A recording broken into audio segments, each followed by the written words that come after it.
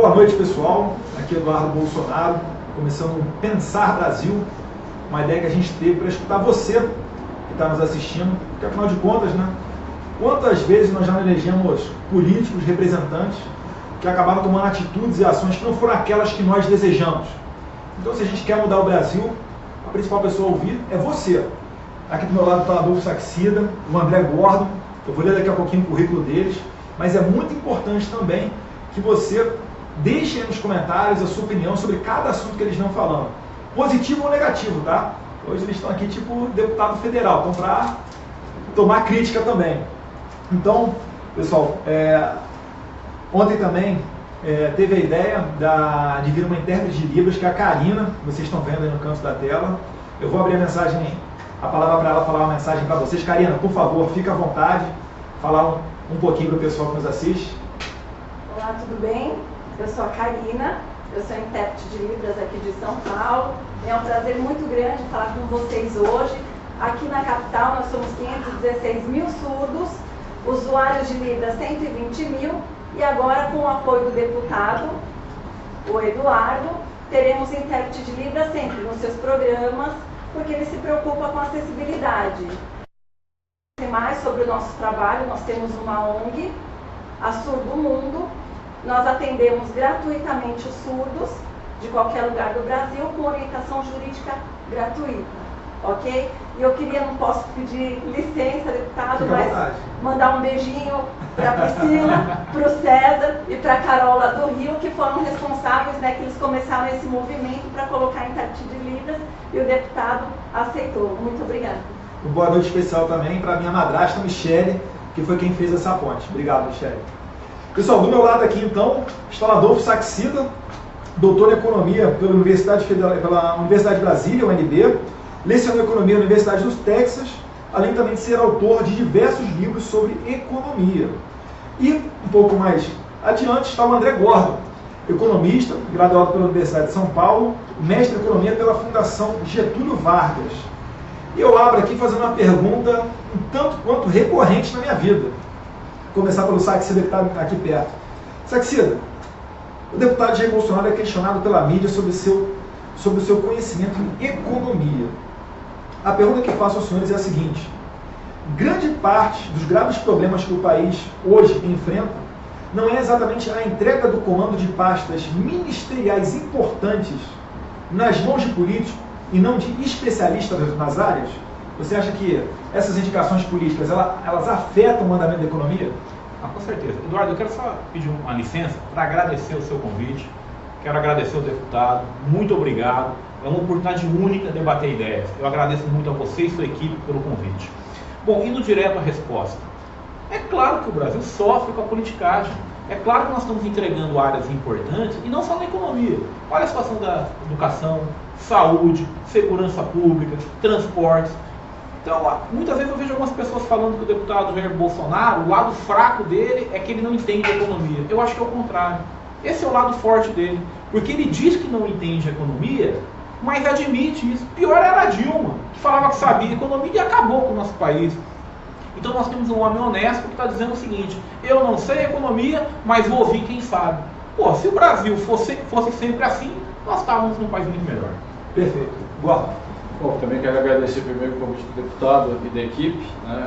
É muito importante essa oportunidade que vocês estão dando para o público em geral, né?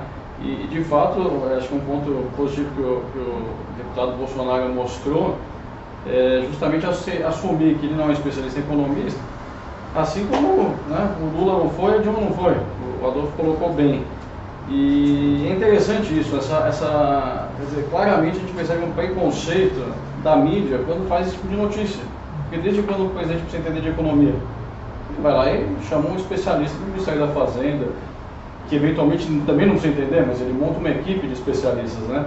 Só para lembrar, o Palocci era um médico, né? Ele conseguiu montar um time da Fazenda que no início seguiu basicamente aquilo que o Arminio Fraga havia transmitido, né? Então, o fato de você poluir os ministérios com políticos, principalmente em áreas não tanto de economia, mas educação, saúde e outras, é o que faz com que os problemas acabam não sendo resolvidos, né? A gente no Brasil tem um debate extremamente atrasado em economia. A A gente ouve ideias aí que você fala, isso aí já passou. Há 30 anos atrás já não se discute mais isso, né? E justamente o motivo é você chamar amigos políticos que muitas vezes estão há 40 anos com você e não estão nem preocupados com as tendências que o mundo evoluiu, não se percebeu que já houve alguma, por exemplo, o muro de Berlim caiu, já vamos fazer 3 décadas, aí tem gente que ainda insiste naquele debate antigo, né? Então acho que... Já está virando jargão, né? Parece que quando uma ideologia ela fica antiga, ela vem para o Brasil. É algo que assusta, né? A gente fala, não é possível que nessa altura nós estamos discutindo algo que se provou totalmente catastrófico. Isso aí tinha que ir para o livro de história. Deixa lá, estudar como história, né? Mas não deveria ser uma coisa... E a própria universidade, ela insiste muito com teorias que já são defasadas. Elas vão ser delegadas para a área de pensamento econômico, de história da economia. Os senhores acreditam que está no momento do Brasil dar uma guinada para o liberalismo? Bom, se não for isso, vai ser uma guinada no precipício, né? Nós vamos escolher, ou nós vamos melhorar o país, ou vai acabar de vez. O próximo presidente eleito, deputado, ele vai se confrontar com o maior dos desafios que o nosso país passou. São os ajustes que têm que ser feitos na economia. A verdade é que a dívida pública está complicada, a situação fiscal está ruim, nós temos problemas na saúde, na educação, segurança. Então a pergunta que nós temos que fazer é, nós queremos repetir o que nos trouxe até aqui ou queremos algo novo? Eu vejo a solução do liberalismo. Agora, se não escolhermos o liberalismo, não tenho dúvida, é o precipício. Bom, o que é o liberalismo? Fala um pouquinho para as pessoas que nos assistem, que a gente atinge vários níveis sociais. Que liberalismo é esse? Será que não é o... Por exemplo, na Dilma escutava-se muito falar nisso, né, que o Estado tem que intervir para ajudar o pobre. Afinal de contas, o que é o liberalismo? Eu acho que a questão ela é um pouco anterior, né? Qual o valor que se dá para o indivíduo vis-à-vis o coletivo, né? Então a nossa sociedade está desaprendendo o valor do indivíduo, né? O indivíduo está sendo tratado cada vez mais como um ser incapaz e dependente, né? Eu acho que o problema começa a partir daí. Claro que você tem liberais que são a favor da ausência do Estado, quase anarquistas, né? As pessoas mais equilibradas elas não têm essa visão, elas entendem a importância do Estado. A questão é qual que é o Estado ótimo, né? A função do Estado é distributiva, por exemplo, e obviamente a resposta varia conforme a tendência, e cada um tem a sua. Eu tenho uma visão diferente, a visão do indivíduo, né? Só lembrar como foram, por exemplo, a colonização dos Estados Unidos e como aquilo se desenvolveu, né? Com um Estado muito pequeno, né? As comunidades elas têm capacidade de se auto-organizarem, elas vão criando suas instituições, né? Eu gosto muito de dar o exemplo do síndico do prédio. Poucas pessoas acham que o síndico é irrelevante, alguém precisa resolver os problemas cotidianos. Agora, quando o síndico começa a interferir muito na vida das pessoas, e vamos fazer uma analogia com o Brasil, imagina um síndico de um condomínio mais sofisticado, que resolve começar a oferecer uma escola para as crianças, um clube, contratar personal trainer e por aí vai. O que vai acontecer? A taxa do condomínio vai subir para um valor explosivo. Talvez uma ou duas pessoas vão ficar satisfeitas porque vão ter aquele serviço, mas a maioria não, porque ela não quer aquela educação, ela quer a outra, que ela possa escolher com sua liberdade, aquele um quer a piscina, quer correr no outro lugar. Então, quer dizer, o Estado, quando ele começa a crescer muito, ele equivale àquele síndico que começa a querer entrar na sua vida particular, na sua unidade. Ele começa a dizer tudo que você pode fazer na sua unidade. Então, o liberalismo, ele é uma linha que busca o quê? Tirar um pouco do Estado, né? E fazer esse processo de substituição pelo setor privado de volta. Significa que é perfeito? Não vai ter problemas. Mas os indivíduos eles são capazes de escolher, né, quais são os melhores, né, quem vão ser os vencedores, e naturalmente vai haver uma seleção natural. Então o empresário que não for capaz de atender com qualidade educação, saúde e qualquer outra área, ele aos poucos vai sendo reduzido pela própria comunidade. Né? E isso que promove o desenvolvimento. Né? Um Estado grande, o que acontece? É uma tendência natural deles ir ficando cada vez mais inchado. Você tem desalinhamentos naturais de interesse. Né? Quer dizer, a pessoa quando vira um funcionário público, tem um salário estável, estabilidade do seu emprego, eles são um pouco sensíveis ao que acontece na economia real. Você não consegue ajustar aquela máquina. E no caso do Brasil, a máquina tomou uma proporção tão grande, e aqui a gente fica muito conhecido da economia, mas não é só na economia, né? É em todos os campos. Né? A questão da segurança, a gente não pode ter direito a comprar uma arma para defesa pessoal. Quer dizer, o Estado está intervindo na nossa... Quer dizer, eu não posso mais defender minha família do jeito que eu acho correto, né? sujeito às leis todas, né? E aí a gente começa a ver cada vez mais o Estado avançando, e o que mais assusta essa geração mais nova é às vezes pedindo mais Estado, né? A gente vê aquelas manifestações de 2013, né? Mais educação, mais saúde. Ninguém é contra mais educação, mais saúde. A questão é, vocês querem mais essa educação e essa saúde que levou o Brasil para os últimos lugares em todos os concursos mundiais? Ou a gente quer voltar para um modelo, né, que a gente consegue alguma chance de sucesso? A minha resposta é a segunda opção. A gente tem que diminuir o Estado. Eu concordo plenamente, Gordon. Isso me lembrou até a nossa ida agora recentemente aos Estados Unidos. Eu perguntei para um brasileiro que mora lá, quais são os direitos trabalhistas que você tem aqui nos Estados Unidos? Ele falou, basicamente, nenhum. Por quê? Se ele ficar doente, ele não recebe, ele não tem auxílio-desemprego, não tem uma série FGTS. Só que aqui no governo brasileiro, você tem tudo isso. Só que o que acontece? O patrão quer dar R$2.000 de salário para o empregado e não consegue, tem que dar 1.000. Porque os outros 1.000 tem que ser para auxílio desemprego, tem que ser para FGTS, tem que ser para aquilo, para aquilo. Então é o pai Estado vendendo para você a um preço caríssimo todos esses direitos. E lembre-se, quando a gente fala Estado, algum político está administrando esse dinheiro. Então depois você vai lembrar do Previ, do Postales. Eu vou parar por aqui porque eu vou acabar me estendendo muito, mas eu vou vocês terem noção do um pouquinho do que a gente está falando.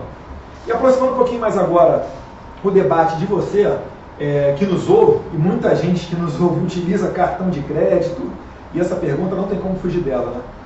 Atualmente, muitas famílias acabam incorporando em seus orçamentos financeiros o cheque especial e o cartão de crédito. Sabemos que são cobrados juros estratosféricos. Como encontrar um ponto de equilíbrio nessa relação, Saxida? Não sei, cara. Não sei não, eu sou péssimo para cuidar do dinheiro. Mas, cara, Você se enrola o cartão de crédito também? Rapaz, eu tenho que sacar o dinheiro e controlar só eu mesmo, senão eu estou lascado. Mas a verdade é o seguinte, o nosso país foi jogado numa crise descomunal. Os economistas do governo passado, o pessoal do PT, falavam, gasta dinheiro. Não sei se vocês lembram disso, 2013, 2014, é a hora de gastar. A população acreditou neles e agora está lascado. 60% dos brasileiros, 60%, eu acho, não, é algo como 60% dos brasileiros estão com o nome sujo miserável. Então, assim, é muita gente que está com problema. Como é que resolve essa situação? É simples, passo a passo, com um governo competente, tendo emprego, tendo renda. Agora, vai demorar para corrigir essa situação. Tenho certeza que trabalhando, e o brasileiro é trabalhador, nós vamos sair dessa. Agora, vamos sair dessa se tomarmos as decisões corretas. E quais são as decisões corretas? Eu acho que é mudar o nosso país no ano que vem. Sim. Gordon, partilha da minha opinião, quais seriam os juros aí? Então, essa questão é interessante, porque eu trabalho na área de finanças, então para mim a única coisa óbvia que eu tenho é não tome dinheiro emprestado no cartão de crédito nem no cheque especial, porque as taxas chegam a 400% ao ano, são impraticáveis, né? Eu falo, se o governo, ao invés de tentar impor ideologia de gênero e educação, colocasse um pouco de matemática financeira, isso não reduziria muito esse problema, né? E é interessante porque as pessoas culpam muito os bancos pelo juro alto. E isso não é uma verdade total. O maior ganhador do juro alto chama-se governo, já que os bancos hoje são tributados em aproximadamente 45% do lucro líquido. Né? Então, quer dizer, quando o banco vai fazer a conta de qual taxa ele precisa cobrar para receber de volta o dinheiro, né? Começa que o custo do dinheiro no Brasil é mais alto, né? A nossa taxa de juros, apesar da queda ainda, ela é relativamente alta. Aí o governo é um sócio que vai ficar com quase metade do resultado, né? E aí a inadimplência, obviamente, num país que o desemprego está alto, o salário real é baixo, pelo motivo que o deputado citou agora, né? O governo ele também tira a oportunidade do trabalhador receber outra metade do salário dele. A conta não vai fechar. E quando o desemprego aumenta, como foi o caso do final do governo Dilma, que ele saltou aí de 5% para quase 14,5%, 15%, essas pessoas sem condições, sem emprego, elas perdem a capacidade de pagar. A inadimplência sobe, nesse segmento de pessoas físicas de cartão chega às vezes a 15%, que é um número alto. Então você imagina que o emprestador do dinheiro ele já perde 15% do principal, o governo vai ficar com metade do lucro, o custo do dinheiro é alto, tem os custos administrativos todos, ele faz a conta de quanto ele precisa cobrar para que aqueles poucos que conseguem pagar, paguem a conta toda. Né? Então é um ciclo vicioso. Né? A minha recomendação é não tome de maneira nenhuma dinheiro nessas taxas. Porque é impressionante, você não conseguir pagar num curto espaço, isso é uma bola de neve, e aí a pessoa perde a tranquilidade, porque o brasileiro, diferente do que muitos falam, ele tem uma boa, a maior parte do povo tem uma boa índole, ele não quer ter o nome sujo. O cara quer pagar, principalmente os mais humildes, ele só tem o nome dele, então ele não quer sujar o nome. E muitas vezes você vê famílias acabando justamente porque a pessoa fica no endividamento, aquilo entra numa bola de neve, e quando perde o emprego nem se fala, né? Aí você tem que fazer a opção entre botar a comida em casa ou pagar os juros do banco. E aí, obviamente, a escolha é fácil. Ninguém vai deixar os filhos passando necessidade. Né? Com certeza. Então não pode cair nessa... Não pode cair nessa crédito. E um governo populista, como foi o governo anterior, né, tanto nos últimos anos do Lula quanto da Dilma, que estimulou o consumo quando o mundo inteiro já mostrou, teve a crise da Europa, que foi muito grave em 2011, os sinais estavam se refletindo aqui, e a ex-presidente abaixando os juros a forceps, né, contra qualquer economista, era claro que aquilo não podia ser feito daquela forma, e estimulando um consumo que todo mundo sabia que aquilo ia ser o caos. Foi o tempo para dar a eleição, e logo em seguida a conta chegou pesada, né? E a nossa crise de quase 4% de queda do PIB por 2 anos seguidos é algo sem precedente no Brasil, né? E o resultado é esse, né? Quer dizer, a gente está vivendo uma situação que é incompatível com, vamos dizer, com um país jovem como o Brasil, está passando por uma situação dessa. Exatamente. Então tá aí, ó, pessoal, em economia não tem fantasia não. Se você girar a maquininha do dinheiro lá, expandir o crédito, uma hora vai dar problema.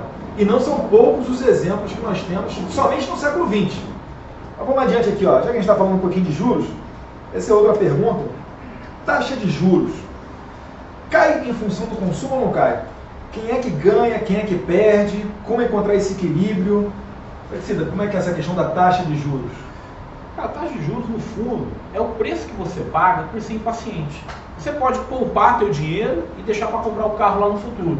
Ou pode comprar o carro agora, mas pegar o dinheiro emprestado. Então, no fundo, a taxa de juros é o que você tem que pagar pelo seu grau de impaciência. Falando desse jeito, não tem muito para onde correr. Você vai pagar muito ou pouco dependendo da poupança na economia. Se muita gente é calminho e coloca o dinheiro na poupança, vai ter muita poupança, então o juros vai ser pequeno. Muito do juros ser alto no Brasil é porque a poupança total no Brasil é baixa. Agora, vou deixar o nosso telespectador tranquilo. O grande problema do Brasil em relação a juros está diminuindo. Então, quando você olha o que o Banco Central tem feito, é um excelente trabalho. Tem que ser aplaudido, eles estão fazendo um grande trabalho. Então, nós não vamos nos preocupar com juros, pelo menos por enquanto. O grande problema do Brasil hoje não é juros. É dívida pública, é o ajuste fiscal. É aí que nós vamos ter problema em 2019. E vamos torcer para a gente ter uma equipe econômica capaz de corrigir isso. Perfeito. Concordo, como é que é essa questão dos juros? Você falou da Dilma aí baixar no forceps, como é que é isso daí? Você vê, a gente agora está chegando no mesmo nível de juros que a Dilma, a força, tentou colocar, né? Qual que é a diferença? Porque agora foram criadas as condições para que a taxa de juros pudesse chegar nesse patamar sem já a inflação, né? Claro que houve aí um choque positivo de oferta ainda por conta dos alimentos esse ano, que ajudou a deixar a inflação ainda abaixo, né? Por pouco, o presidente do Banco Central não ia ter que se explicar no Congresso porque a inflação ficou abaixo de 3%, que é 1,5% abaixo da banda. Mas o importante é que esse processo está sendo feito por uma equipe muito competente, né? Sem nenhuma política envolvida, política no sentido de populismo, né? E sim olhando questões técnicas, né? Nesse momento eu consigo vislumbrar a taxa chegando a 7% no fim do ano, na última reunião do Copom, onde eu acho que ela vai ficar estabilizada por um período. Por quê? Aí você vê que o mercado começa a divergir um pouco se ela continuaria caindo ou não, porque para padrões mundiais esse juro ainda é muito alto. Né? Quer dizer, a gente vê boa parte do mundo desenvolvido com juros próximos de zero e taxas longas até negativas. Né? No nosso caso, infelizmente, a gente hoje não pode falar isso porque a gente tem uma economia toda cheia de problemas tributários, previdenciários, né? A gente vive um desequilíbrio fiscal muito grande, né? O maior consumidor, né, que foi prejudicial se o consumo afetar é o governo. O governo é a grande agência que desequilibra tudo isso. E obviamente a queda do PIB com a demanda mais fraca, ela ajudou esse processo de combate à inflação, né? Não foi o único fator, mas é um fator importante. O juro real ainda ele é alto, né? A gente no Brasil está falando de um juro real que é relevante. dependendo do prazo, entre 2% até 5%, né, um juro bastante alto para padrões mundiais, mas que é compatível com nossos desequilíbrios, né? Então, acho que o próximo presidente ele tem que buscar manter os principais parâmetros que o atual governo conseguiu, na figura do Henrique Meirelles, né, de uma equipe mais técnica, colocar, e se ele caminhar na direção de um ajuste previdenciário, que é o principal fator de, vamos dizer, de desajuste no Brasil, né?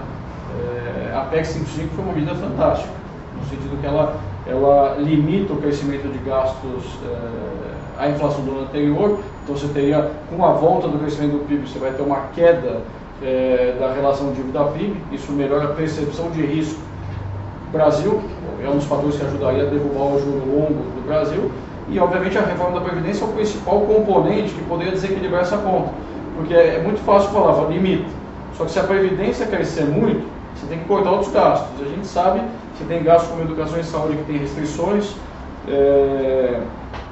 e você tem muito pouco, tem alguns gastos como por exemplo Minha Casa Minha Vida, que tem até uma função relevante, talvez seja a única coisa positiva que foi feita no governo anterior, em termos de política, mas o fato é que você vai precisar realmente cortar muito acentuadamente os outros gastos caso não se corrija o problema da Previdência, porque ele é um gasto crescente, né? E aí tem uma questão que é uma dinâmica demográfica.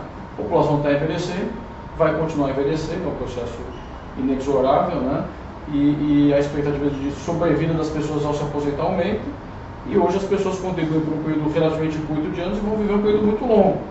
E aqueles que acham que esse tema pode ser tratado de uma forma populista, infelizmente a resposta é: não faça isso, você vai prejudicar os seus filhos e seus netos. Vai chegar a situação parecida para a Grécia. O problema talvez não seja tanto na nossa geração, que ainda talvez consiga algum remendo, mas nossos filhos e netos, certamente, se nada for feito, eles não vão poder contar com esses recursos previdenciários.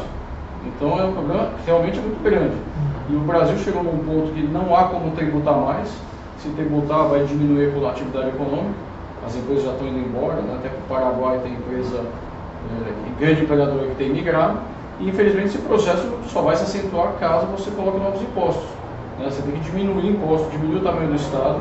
E agora a gente está tendo uma oportunidade. Foi feito um ajuste nesses últimos 2 anos, né? Através do ministro da Fazenda, Henrique Meirelles, e quem assumir, se continuar, vai pegar um ciclo virtuoso, vai ficar pelo menos 8 anos. Eu vou discordar de você nesse ponto. Não vai, não. Eu admiro demais a equipe econômica atual, demais. A maior parte deles são todos meus colegas, estão fazendo um excelente trabalho. Mas o ajuste que vai ter que ser feito em 2019 é gigante. E eu adianto aqui, você falou da PEC 55. A PEC 55 é a PEC do teto. A PEC do teto dos gastos, eu dou minha cara a tapa se ela chega a 2020 do jeito que ela está. Dou minha cara, não chega. Por quê? Porque não tem... Eu fui massacrado aí. Não tem como. Não tem como você resolver a questão da manter a PEC do teto com a estrutura de gasto atual. E é impossível fazer isso. Então, quem assumir em 2019, eu estou sendo muito claro, ele vai ter que fazer uma escolha. Ele vai ter que fazer um ajuste fiscal gigante ou ele vai gerar inflação. Eu acho que gerar inflação é o pior dos mundos, atrapalha o pobre, ferra com a vida do pobre. Eu espero que ele seja o governo responsável que faça o ajuste fiscal. Eu entendo o que você falou, mas eu não acho que quem chegar em 2019 vai pegar um círculo vicioso, coisa nenhuma. Eu acho que vai pegar um rojão. Enfim, pessoal, eu trouxe eles aqui para isso, para discordar. Eles quebram o pau, eu fico aqui numa boa tomando meu suquinho, só aqui no camarote. Pessoal, a gente vai encerrar agora, só para deixar claro, não é encerrar a live não, tá? A gente termina de quadros em quadros de 20 minutos. A gente dá um stop aqui de 1 minuto, só para a gente beber uma água e já retorna. E na live que está rolando ali no Instagram, a gente encerra a live e abre outra daqui a 1 minuto. Então fica ligado que eu vou voltar continuando aqui com essa discussão saudável. Até daqui a pouquinho. Fala pessoal, retornando agora do intervalo, seguindo aqui o programa Pensar Brasil, um programa que a gente criou para ouvir você e para ouvir as pessoas aqui da área que entendem do assunto. Então mais uma vez do meu lado aqui, Adolfo Saxida, André Gordon, obrigado pela paciência dos senhores terem vindo até aqui, São Paulo, essa hora da noite. A Karina também, que está fazendo trabalho voluntário, fazendo interpretação de Libras. Quem puder lá, curte a página dela, Surdo Mundo, uma página bacana de inclusão. E Já que a gente estava falando de Banco Central aqui, eu ouvi elogios à atual equipe do Banco Central, de ambas as partes, é isso mesmo? Pergunta começando agora pelo André Gordon. Gordon, qual seria o dólar ideal? E a função do Banco Central controlar o dólar? Bom, essa pergunta é bastante... Batata quente está contigo agora aí. Essa resposta eu diria que é a resposta de bilhão, né? Na verdade, assim, a taxa de câmbio, se você perguntar para um exportador qual a taxa ideal, ele vai falar que é 4. O exportador vai falar que é 2. Na verdade, nós como economistas, uma visão mais liberal, a gente acredita realmente no modelo de câmbio flutuante, que é aquele que vai permitir que o mercado equilibre a oferta e demanda de divisas, de forma a encontrar a cada momento o patamar que equilibra, né? Se você me perguntar o que a gente chama de chute educado, qual que seria a taxa de câmbio que eu acredito, eu acho que o 3,20 é um nível que ele vem se mostrando nesse equilíbrio. Por quê? De um lado você tem uma balança comercial ainda muito favorável, mas que tende a se deteriorar tanto pela volta da atividade doméstica, né, que vai aumentar importações, que é o principal fator, vamos dizer assim, né, e eventualmente por alguma correção, uma continuação da correção das commodities, né, porque o Brasil ainda o que é commodity para a pessoa que está em casa? Para quem está em casa, commodities são aqueles bens que são comercializados globalmente, né, tem as commodities agrícolas, por exemplo, milho, soja, commodities como minério de ferro, aço, né, são as matérias-primas cujo preço é definido fora do Brasil, né, no equilíbrio global. Volta em bolsa, você tem bolsas aí em Chicago, por exemplo, que dão um preço de equilíbrio global de oferta e demanda, né? Então não adianta a pessoa aqui falar, vou fixar o preço aqui. Não, isso é um mundo que diz, e nós somos um participante do mundo, ajudamos a formar esse preço, né? Mas a gente fala um preço externo, né? E o Brasil, pela sua potencialidade, população grande, população ainda jovem, né? Perspectivas de crescimento, caso a gente tenha alguém sério assumindo o próximo governo, e certamente os investimentos diretos para o Brasil vão continuar vindo, como houve nos últimos anos, né? 80, 90 bilhões de dólares por ano. Então, mesmo que você concorde com um patamar determinado de câmbio, se tiver sobrando dólares, nossa moeda vai apreciar, né? Então, hoje nós temos uma transação corrente deficitária que vai continuar, dado que nós somos pagadores de juros, né, por exemplo. A balança comercial vai continuar positiva, mas perdendo um pouco de importância, e os investimentos diretos vão continuar bastante positivos, fechando essa conta com alguma sobra de dólares, né? Então, não estou falando de números muito grandes, nem sobra e nem eventual falta, mas o que isso pode promover uma estabilidade na moeda. E aí, só para não deixar de apontar riscos externos, né? Há um processo de mudança do presidente do Banco Central dos Estados Unidos, que, vamos dizer, é o xerife do dólar no mundo, né? E dependendo da linha, né, que for assumida, uma linha um pouco, o mercado fala do urso, né, que seria do búfalo e o urso, né, o mais positivo, o mais negativo, né, que ataca para baixo, ataca para cima. Pode ter uma política monetária um pouco mais dura, né, subindo os juros lá um pouco acima do que é o esperado, e aí poderia, obviamente, favorecer o dólar e ajudar a depreciar um pouco a nossa moeda, né? Esse fator externo não é irrelevante, o fluxo de capitais no mundo ele segue exatamente isso, e por 25 vezes a mais ou a menos o dinheiro vai num volume gigantesco para os Estados Unidos e eventualmente saindo de lugares emergentes ou lugares que dão menos proteção a esse dinheiro, né? Então a gente discute economia aqui, vai lá nos Estados Unidos, alguém aperta o botão lá, mudar toda a regra do jogo. E Saxida, é a função do Banco Central controlar o dólar? Não. Acho um erro. O Banco Central tem que cuidar da inflação. Se ele fizer esse trabalho, já está de excelente tamanho. Então, esquece controlar dólar, deixa o dólar flutuar à vontade. Então você é daqueles que acredita quanto menor a intervenção do Banco Central, mais positivo seria. Perfeito. Eu acho que o Banco Central, de novo, está fazendo um grande trabalho controlando a inflação. Olha o ganho de bem-estar que uma inflação baixa. O emprego volta, as pessoas começam a comer melhor. Então só isso já é um ganho gigantesco. Controla a inflação, deixa que o mercado cuida do câmbio. Eu quero fazer um pedido aqui, já estou aqui, né? Fazer pedido. Deputado, vamos começar a encampar uma agenda de abertura econômica, abertura comercial unilateral. Vamos dar uma chance para o brasileiro ter acesso a produtos baratos. Eu vejo, cara, brasileiros ricos indo comprar enxoval de bebê lá no exterior, vai tudo para Miami. E o pobre brasileiro, coitado, tem que comprar tudo caro aqui. Então vamos dar uma chance aos mais pobres. Eu fui professor da Universidade do Texas, meus alunos andavam de Toyota Corolla. Corolla é carro de estudante nos Estados Unidos. Nós temos que dar essa chance ao brasileiro. Exatamente, eu morei lá em 2005, junto com os brasileiros, basicamente passando o verão lá, umas férias de verão lá, inverno, mas para ser caixa, tinha pessoal que fritava hambúrguer no McDonald's. Os brasileiros lá, 2, 3 meses de trabalho, se reuniram em 3 e compraram já um carro. Eu fiquei assim, calma aí, comprou um carro? Como assim comprou um carro? Não, porque é baratinho, um carro usado.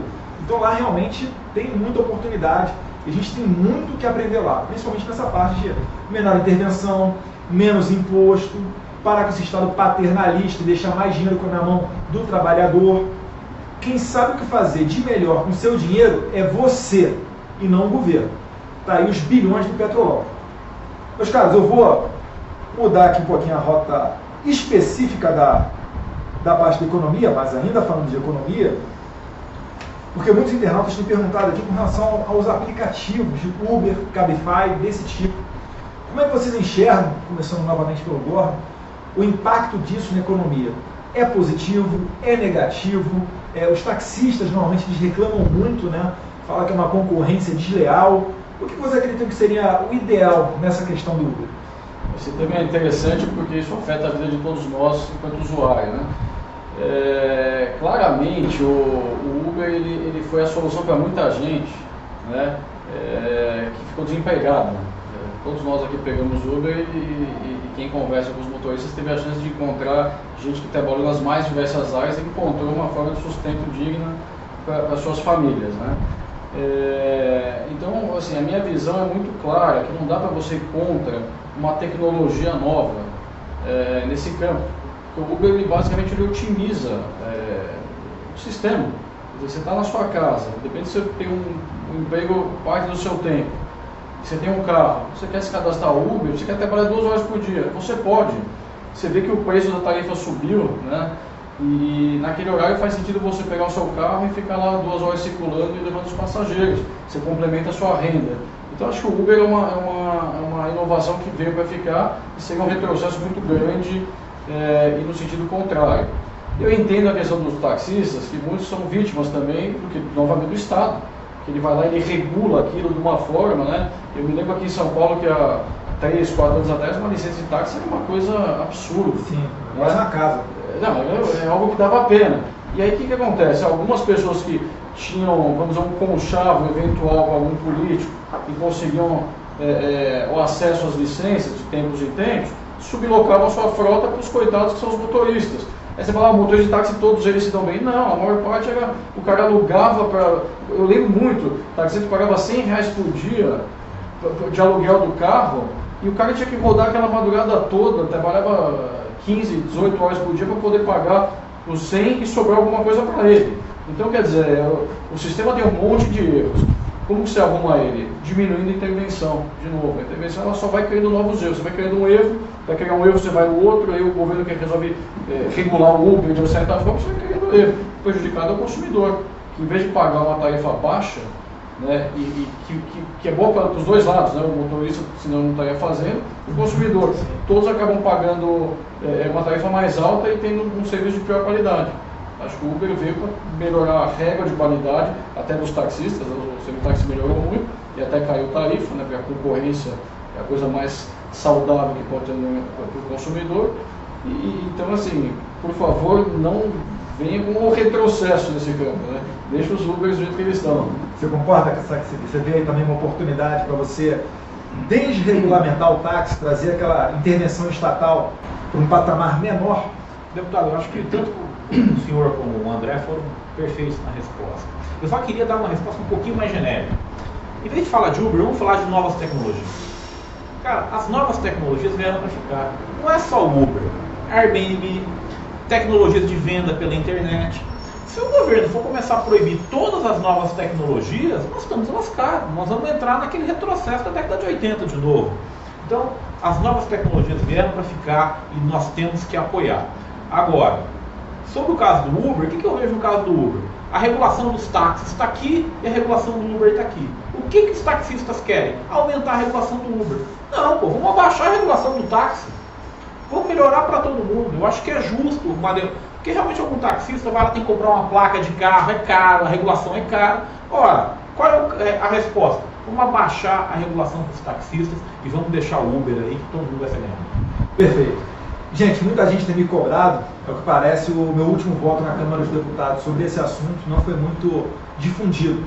Eu votei a favor dos aplicativos, meu voto foi um voto vencido. Prevaleceu, infelizmente, o relatório do deputado Carlos Zaratini, do PT aqui de São Paulo, em que ele dizia que o transporte individual de passageiros é um tema público. E eu dizia que era um tema também privado. Infelizmente a gente perdeu, tem um projeto de lei agora que vai ser votado no Senado, então essa semana não somos nós, deputados federais, que vamos votar, mas eu aproveito espaço para dizer que eu sou favorável sim a essas iniciativas. Até porque, gente, não tem como a gente retornar para os tempos do movimento do ludismo. Lá na primeira Revolução Industrial, lá na Inglaterra, lá em 1700 e bolinha, quando os trabalhadores quebravam as máquinas, dizendo que as máquinas estavam roubando o emprego dos trabalhadores. Não tem como você voltar atrás. Eu acho que o Congresso pode até aprovar, mas o STF vai garantir o que a nossa Constituição prega com relação à livre concorrência, à inovação. Eu acho muito difícil que essa tese prevaleça, mesmo sendo aprovada pelo Congresso, mas vamos ver, né? Adiantando o meu voto para você e dizendo que nesses temas, às vezes polêmicos, que dividem opiniões, eu sempre fico com a visão do consumidor. E os consumidores estão pedindo para mim para votar a favor dos aplicativos. Então, dessa maneira que vai ser o meu voto, deixo aqui bem explicado. E também agora com o embasamento do Gordon e do Saxida.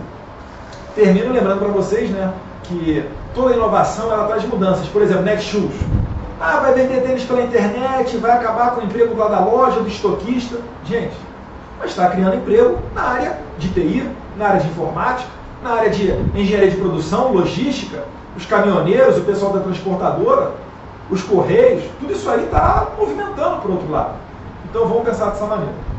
Gente, seguindo aqui um pouquinho mais adiante, voltando agora para os temas nacionais. Gordon, qual é o caminho para a redução do déficit público? Vocês reparem, gente, que aqui é só pergunta tranquilinha. Aquela banana, aquela batata quente que jogam para a gente nas entrevistas, a gente joga agora para eles aqui. Manda ver. Olha, uma combinação de fatores que tem que ser, de medidas que devem ser tomadas, né? Primeiro, parar de contratar. Não consegue demitir, para de contratar, desde que as pessoas vão se aposentando. Tem que reduzir o tamanho do Estado. A solução, vamos dizer, ótima, é o corte linear. Você pega e fala assim, do ponto de vista teórico, né? Tem que reduzir 10%, vai lá e corta 10% de tudo, e depois vai fazer os ajustes, né? Na prática a gente sabe que isso é muito complicado e tem áreas que tem carência grande, tem áreas que a gente sabe que tem o excesso, né? Então acho que ele passa pela combinação, venda de ativos, que na mão do Estado a gente sabe que é prejuízo e risco futuro, né? Porque uma estatal às vezes ela até poderia ser bem gerida por um determinado governo, mas o próximo não vai, o próximo vai usar e vai destruir a empresa, vai deixar a conta para o seguinte.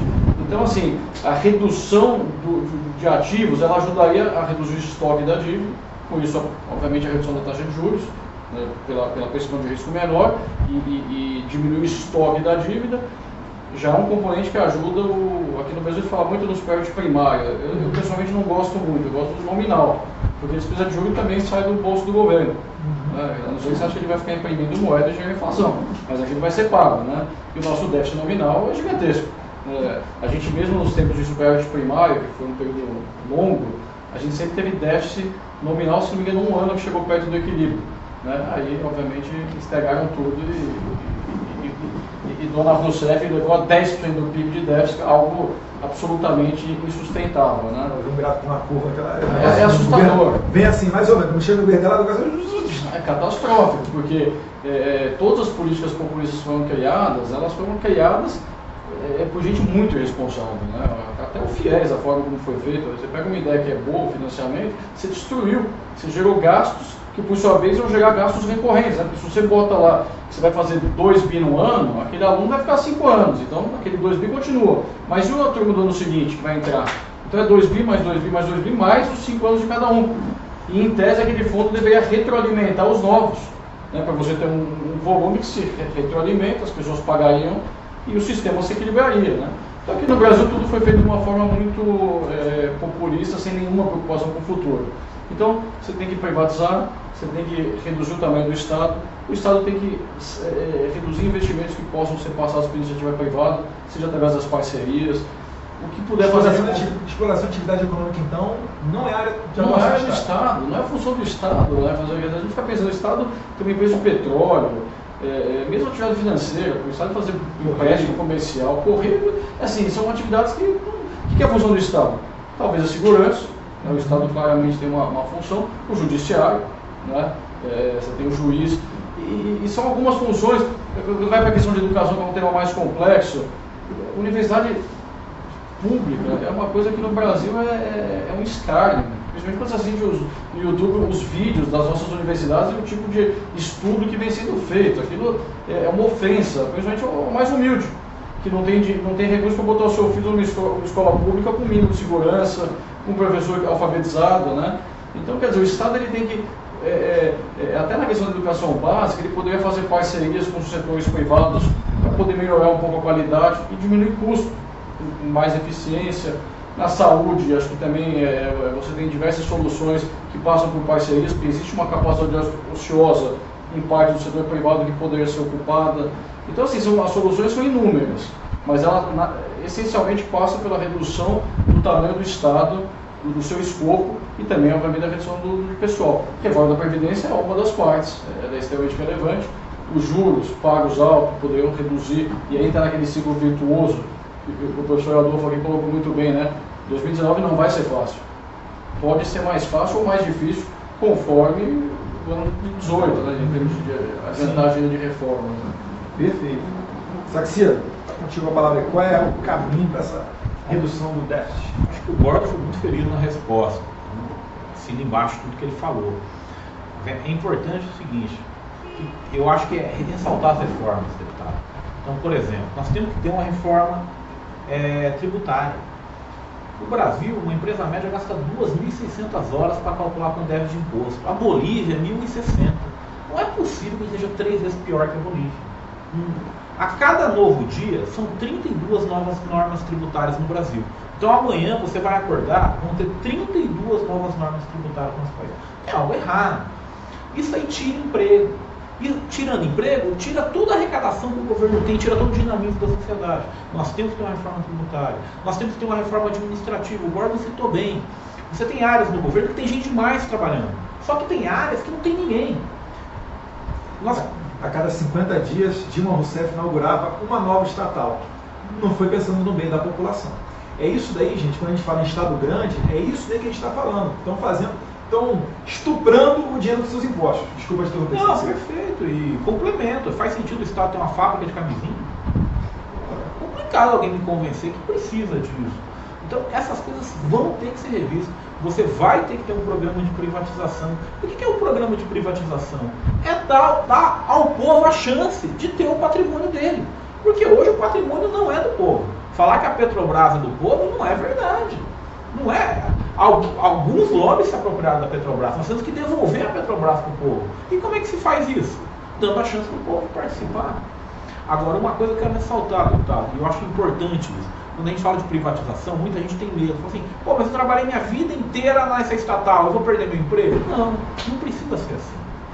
Quando você privatizou os bancos estaduais na década de 90, ninguém perdeu o emprego.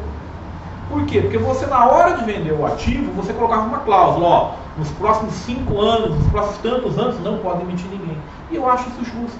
Porque várias pessoas deram a sua vida para aquelas empresas. Você não pode chegar de uma hora para outra e tirar esse pessoal de lá. Então, nós podemos privatizar e com responsabilidade. Nós podemos também olhar à frente do Brasil. Tem um problema gigante que pouca gente está falando, Estado e município. O Rio de Janeiro é a ponta do iceberg. Então, por exemplo, no Rio Grande do Sul, vai ter mais funcionário público aposentado do que na ativa no ano que vem. Em vários estados brasileiros, você está caminhando para a mesma coisa. Como é que nós vamos lidar com o Estado? Nós vamos precisar de uma reforma administrativa. Então, essas reformas, que acima de tudo, são para ajudar a população, precisam ser feitas. Então você é a favor da federalização, municipalização? Com certeza. A fatia do bolo lá dos impostos, então a parte maior fica com os municípios. Com certeza absoluta. As pessoas moram em cidades. Sim. Também? É que eu tento botar aqui para eles responderem, mas acaba que tem muita coisa que a gente está convergindo aqui, bem bacana. E eu faço sempre questão de ressaltar. Eles estão aqui emitindo a opinião própria deles, tá, pessoal? Não é basicamente a minha opinião, e eles também não fazem parte aqui da minha assessoria, ou plano de governo, nem nada disso não. O André Gordon e o Adolfo Saxida vieram aqui na condição de convidados para ajudar a gente a pensar num Brasil melhor. E já está dando o nosso tempo, então vamos para mais um breakzinho de 1 minuto, e a gente retorna falando de privatização. Até daqui a pouquinho. Fala, pessoal, retornando aqui do cafezinho e voltando a falar sobre privatização. Saxida, quando fala assim privatização, há um receio da China comprar o Brasil, mais ou menos o que a China fez com Angola. Existe uma maneira do governo fazer uma privatização pulverizando para os funcionários públicos ou os próprios brasileiros que vão comprar as ações de uma empresa? Como é que funciona isso? A tal da Golden Share, que a gente escuta muitas pessoas falarem, explica um pouquinho o que significa cada uma dessas coisas. Vamos lá. Então, Golden Share é a ideia de quem vai comprar a fatia para ser o controlador da empresa. Mas eu acho muito importante aqui, deputado, deixar claro uma coisa. O grande mérito da privatização é gerar competição no mercado. Então, toda vez que você fala que é bom privatizar, no fundo você está falando, eu vou privatizar porque ele vai dinamizar a competição. Trocar um monopólio estatal por outro dificilmente dá grandes resultados em termos de desempenho econômico. Nesse ponto é que entra a questão da China. Quando eu fui professor dos Estados Unidos, eu conhecia muita gente do movimento conservador americano. E o movimento conservador americano morria de medo da China. Falava assim, olha, a gente está negociando demais com alguém que não é claro que é uma democracia. Pior, é uma ditadura. Nós estamos negociando com alguém que amanhã ou depois pode ser o nosso inimigo. Vindo hoje de manhã eu estava indo trabalhar, eu estava ouvindo a CBN e estava lá o pessoal falando das novas tecnologias da China, que vai ter um aplicativo que todo chinês vai ter que se cadastrar e ele vai depender dos likes do governo para ter acesso, por exemplo, a crédito. Esse é o governo chinês. Você não está falando de uma brincadeira, você está falando de algo sério. Então, o movimento conservador americano, ele tem uma grande preocupação com a China. É claro que essa preocupação, ela tem que ser feita em termos de geopolítica. Eu não sou um especialista em geopolítica, eu não entendo nada de geopolítica. Mas quem entende tem que ser ouvido nessa questão. Eu sou um economista. Qual é a minha preocupação com a economia? Na hora que nós formos privatizar, nós temos que privatizar para gerar competição. Você acha então que, por exemplo, a privatização da Embraer, você acha que é um exemplo a ser seguido? Eu acho uma ótima ideia. Por quê? Porque você privatizou uma empresa e rapidamente ela estava no mercado que tinha certa competição. O que você não pode é, por exemplo, privatizar uma empresa e manter um monopólio. Isso aqui é muito difícil. Por quê? Porque nesse caso você vai ter que ter agências reguladoras. Então você manteve certa parte do problema. Creio que a preocupação de quem privatiza é, eu vou privatizar porque tem várias vantagens. Primeiro, é um recurso para o Estado que ele pode pagar dívida e nós estamos precisando desse dinheiro. Segundo, combate à corrupção. Terceiro, é importante para a questão de eficiência econômica, mas acima de tudo, é importante para o consumidor.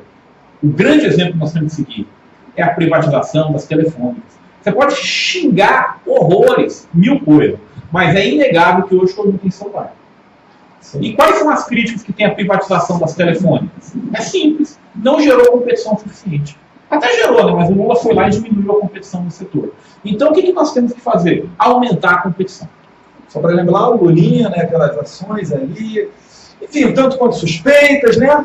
Esse assunto da corrupção a gente tem que abrir um Pensar Brasil só para ele. Se Deus quiser, a gente vai abrir também para essa área aí da segurança jurídica, segurança do dia a dia. Mas, seguindo com a nossa pauta aqui, perguntar para o Gordon, monopólio dos Correios, privatização dos Correios, como é que é lá no exterior, como é que é aqui no Brasil, o que o senhor faria se tivesse o poder da caneta? Eu certamente eu privatizaria. Eu acho que o senhor colocou um ponto importante, né? Quer dizer, a China, ela não necessariamente é um parceiro que segue as regras de mercado, ela tem condições que a colocam uma determinada vantagem em relação a outros países, né? Uma delas é a ausência da democracia. Por outro lado, quando você vai vender um ativo, não cabe a você escolher o comprador. É um leilão. Se você criar condições de bolsa, você vai ter o maior número possível de compradores. Quanto maior for esse número, maior o sucesso desse leilão. Eu tenho ouvido muito pessoas, pô, mas você vai sair do monopólio do Estado brasileiro para o monopólio, por exemplo, do Estado chinês. Já é uma melhora. Em que sentido? Que se por acaso for mal gerido, a conta vai para o chinês e não para nós, contribuintes brasileiros. Então, quer dizer, eu tenho medo disso, vai ter uma renegociação dos contratos ali, empurra uma fatura para a gente. Não, então, a gente tem que sair desse Depende do governante. A gente deveria sair desse risco, né? Esse é o primeiro ponto, né? E depois que a atividade do Correio, ela precisa também se modernizar. Como o Adolfo colocou aqui, a competição favorece essa modernização. Por quê? Porque hoje você já tem uma certa concorrência com FedEx e todas essas empresas, né? Bem ou mal, elas estão concorrendo com o Correio. E o Correio estava muito mais voltado para aquele escândalo do Mensalão 1, né? Que aquilo, ao invés de estar preocupado com a empresa, as pessoas estavam preocupadas em lotear aquela instituição que chegou a ser valiosíssima se tivesse sido vendida no passado, né? E aquilo fabricou prejuízos gigantescos. O fundo de pensão do Correio não sai das páginas lá policiais, né? Porque é todo um conjunto, né? É todo um sistema que, se continuar assim, vai acabar falindo a empresa. Ela vai perder todo o valor. Na hora que for vender, já não vai valer nada.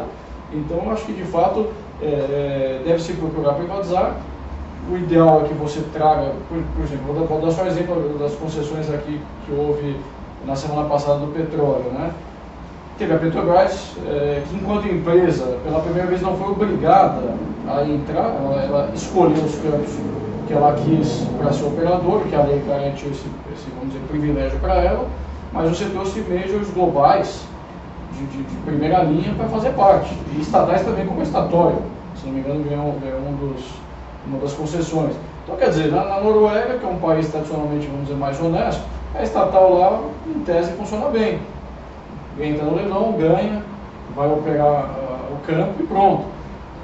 Na China, a gente sabe que se não seguir a regra, o pessoal leva tiro na nuca, executado, né? Enfim. 60 crimes lá que vem pena de morte. Lá tem um limite, a corrupção é tabelada. Passou daquilo, não seguiu a cartilha do partido. Se a corrupção for para o Partido Comunista. Tem toda uma hierarquia, você tem que pagar lá, passou daquilo. Então, eu acho assim, o ideal é você trazer empresas que já estão acostumadas com esse jogo de mercado. Não necessariamente isso vai acontecer, até porque as condições, às vezes, de atratividade são baixas, porque o nosso governo, a questão tributária aqui no Brasil é algo que não é para qualquer um. Tem gente que olha aquilo e fala, não, esquece, principalmente se tiver ativos em outros lugares do mundo, o cara às vezes vai para outro lugar. Né? Eu li uma vez uma matéria na Veja falando exatamente disso, da fuga de capital do Brasil indo para o Paraguai, exatamente, para o Paraguai. E advogados especialistas na área tributária reclamando que às vezes nem eles, estudiosos da área, conseguiam saber quais tributos devidos que tinham que pagar.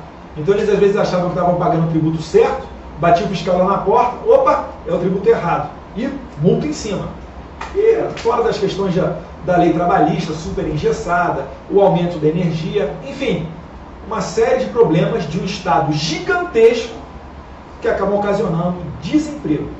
Mas, gente, a gente está indo para o final. Gostaria de ouvir agora aqui as perguntas que foram selecionadas através do nosso WhatsApp, algumas perguntas em vídeo. Então, depois vai colocar a pergunta? Perfeito. E aproveitando o gancho do Paraguai, então, por que o Paraguai tem crescido? Qual é a mágica? O que tem acontecido no Paraguai que o Brasil tem feito diferente, que a gente pode dizer, para melhorar a nossa economia? Porque eu estou vendo o Paraguai tem um crescimento acima do Brasil e é um dos melhores da América Latina. Vocês têm conhecimento da situação específica? Ou de algum país aqui da América Latina que esteja fazendo o dever de casa melhor do que o Brasil, talvez o Chile? O Chile, sem dúvida, acho que é um exemplo, né? No caso do Paraguai, a gente viu recentemente, fazer um exemplo recente, né, do Ministério Público, se não me engano, do Rio Grande do Norte, do Trabalho, considerando, por exemplo, no caso da Guararapes, trabalho escravo, a ponto dos funcionários se mobilizarem para fazer um abaixo-assinado lá para dizer, não, a gente precisa desses empregos, que aqui a melhor condição de empregabilidade que tem é dessa empresa, né? E a gente sabe que é uma politicagem absurda, um outro populismo, né? E o que acontece? A própria empresa anunciou que já fechou, se não me engano, 80% das vagas que ela já teve de costureiras, no serviço têxtil no estado, e transferiu justamente para o Paraguai. Então, na verdade, eu não vejo que o Paraguai está fazendo bem. Nós estamos fazendo errado. Nós estamos fazendo errado, a ponto de mandar para o Paraguai capacidade produtiva. Estamos gerando emprego no Paraguai. enquanto poderiam ter sido gerados empregos no interior do Nordeste. São pequenas cooperativas de senhoras lá que se juntam para costurar, fazer pequenas peças que vão fornecer para montagem, né? Então, acho que na América do Sul, certamente a Colômbia, o Chile, o Paraguai estão fazendo muito melhor que o Brasil. Venezuela e Argentina antes do Macri, estavam fazendo muito pior que o Brasil, mas o Brasil querendo rapidamente se emparelhar com a Argentina e Venezuela. O caminho era o mesmo, claramente você tinha alguns países indo para um lado e outros indo para o lado certo. Acho que o caso do Chile talvez seja o melhor exemplo de um país que se descolou dos demais. E o Chile, quando você vai para lá, você percebe que Santiago é um país que você está na Europa, eu diria que é uma Europa mais moderna até. E está muito mais voltado para o Pacífico do que para o continente aqui. E nós nos aterramos ao Mercosul, que aquilo tinha que ser extinto. Tanto que o Chile estava dentro ali da TPP, né? O Tratado Pacífico, enfim, estava pegando Japão, Estados Unidos, Peru, Chile, México. E talvez, né, vamos ver, estava tendo um certo cautela agora no andamento do tratado, mas talvez saia. E o Brasil, mais uma vez, de fora, por questões ideológicas. Vamos ver se a gente consegue mudar isso. Só que, Cida, você vê na Venezuela, o senhor não acha que tem um exemplo? O que acontece com a Venezuela que ela colocou lá para baixo lá a economia dela? Um país que está vindo até razoável em questão da América Latina. Era um dos países mais ricos da América Latina há pelo menos 10, 15 anos atrás. Bastou chegar ao socialismo no poder, destruiu todo o país. Ou seja, a Venezuela fez aquilo que a cartilha da esquerda manda. O resultado está lá. É engraçado que a gente olha a segurança pública no Brasil. Como é que agiu a segurança pública no Brasil nos últimos 15 anos? Tudo que a esquerda pediu foi dado. Está aí o resultado. É por isso que é a grande frase de Einstein: tolo é aquele que faz as mesmas coisas e quer resultado diferente. Eu acho que nós temos que mudar, temos que começar a fazer de maneira diferente. Você falou do Paraguai. O Paraguai tem uma coisa lá que não tem no Brasil, chama energia. O Brasil, pouca gente está falando, se o Brasil tivesse crescido 1% em 2015 e 1% em 2016, tinha acabado a energia no Brasil, não tinha energia hoje. Estou falando sério, o Brasil só não está num apagão porque nós tivemos uma recessão econômica tão grande, que tem um pouquinho de energia, mas está aí, crise hídrica pegando fogo. Agora, o Paraguai tem energia, tem liberdade econômica, então você tem muito mais liberdade lá do que aqui. Nós temos que aprender onde dá certo. Tem coisa ruim lá também, né? Temos que aprender o que dá certo. Perfeito. Hoje nós tivemos uma reunião no Rio de Janeiro, já vai pintar alguém falando que eu estou voando pelo Brasil de férias. Né? Ontem eu estava em Brasília, hoje de manhã no Rio de Janeiro, agora à noite a gente está falando aqui de São Paulo, amanhã eu estou indo para Brasília de novo. Mas hoje de manhã lá no Rio a gente fez uma reunião e um dos temas abordados foi exatamente a questão energética. A gente não pode dar bobeira e entrar em mais um colapso. A gente tem que fazer de alguma maneira, seja através da eólica, seja através da solar, ou mesmo hidrelétricas, mas uma maneira de permitir que a gente aumente a nossa produção. Parque industrial, setor de logística, tudo, gente. Tudo, absolutamente tudo, envolve energia. E o que não falta no Brasil são possibilidades. O gringo, ele olha para cá e fala assim: como é que vocês conseguem ter apagão? É rio para todo canto. É o Nordeste que venta horrores lá no Ceará, é a força da maré motriz, é N possibilidades. Mas a gente esbarra, quando fala em hidrelétricas, na questão ambientalista. Os radicais ambientalistas não permitem, por exemplo, que lá em Roraima você inunde uma parte de uma reserva indígena e faça uma energia elétrica de qualidade. Agora, eles não se espantam quando está ligado lá um motorzinho da termoelétrica produzindo poluição para dedéu. Então vejam que incongruência que é isso daí. Gente, perguntar mais uma vez aí, como é que estão as questões das perguntas dos internautas? Tá ok? Tem condição de rodar? Senão a gente ao vivo aqui vai ter que colocar para 2 minutos. Senão vai ser o paredão, pacificamente, hein? Agora é vez de fazer uma pergunta para você, deputado. Ixi. Deputado, vamos supor que daqui 20 anos o senhor seja eleito presidente do Brasil e o Brasil continue na situação atual. Mercosul, o que o senhor faz com ele? É preciso dar devida importância ao Mercosul. Né? Nos últimos anos, o Brasil tem feito comércio internacional muito com viés ideológico. Reparem, a gente escanteou muito os Estados Unidos. A gente foi lá fora, participou no Council of America, de algumas reuniões com investidores, pessoal de comércio, e existe uma reclamação muito grande deles. E nos aproximamos com a China. Eu não faço X para a China, faço o sinal da cruz, não. Eu acho que tem que fazer negócio com todo mundo, mas é fazer negócio com quem possa comprar os seus produtos. E não adianta, o Brasil não vai produzir tudo, nem da noite para o dia. A gente tem que abaixar também aqui as nossas alíquotas, a questão aduaneira, por exemplo, do iPhone que vem lá do exterior, ou de um carro importado, enfim. Isso daí é reduzir o protecionismo para que haja mais comércio, mais interatividade entre os países. Aquilo que a gente não produz, a gente importa, e aquilo que a gente produz, colocar lá no exterior à venda. Mas com quem possa comprar de nós. Não adianta a gente fazer um produto aqui e vender para a Venezuela. Ou então vender para a Argentina, que até há pouco tempo atrás, que ela trouxe um fundo de alguns bilhões, a Argentina comprar produtos brasileiros, na verdade era quase que um calote previsto. Então essa é a minha grande crítica. Eu partiria para um bilateralismo. Olha aí a Inglaterra dando sopa aí com o Brexit saindo da União Europeia. E a Inglaterra, vamos conversar? Eu quero fazer outra pergunta. Eu estou cheio de demanda aqui, que é o seguinte. Sou de Londrina, região agrícola. Rapaz, quando é que nós vamos dar um basta nas invasões do campo? Exatamente, não só Londrina, né? A gente está vendo aí um caso emblemático, ocorrido em Mato Grosso do Sul, teve o caso de Antônio João. E salvo engano agora, me ajuda aí, Gil, é em Mato Grosso que estão os 5 hoje. Colocaram os pneus. No Pará, o MST colocou uns pneus embaixo de uma torre de transmissão de energia elétrica, ameaçando interromper a transmissão de energia elétrica. No Brasil, alguns anos atrás, teve até um apagão que foi em virtude, não do MST, gente, mas em virtude de um problema nessas linhas de transmissão. Parte do Sudeste ficou sem luz durante um período curto de tempo, mas ficou sem luz. E o que eu quero dizer para vocês é que, na verdade, tratam movimentos criminosos como o MST como movimentos sociais. Isso aí tem que acabar. A gente tem que colocar eles na lei de terrorismo. Isso é inadmissível. É aquele negócio, se a gente aqui tocar fogo no avião, a gente vai sofrer a pena prevista lá no Código Penal, na lei penal. Se for MST, não. Aí é liberdade de expressão, é um movimento social, está colocando adiante pautas do povo. Então isso aí tem que parar.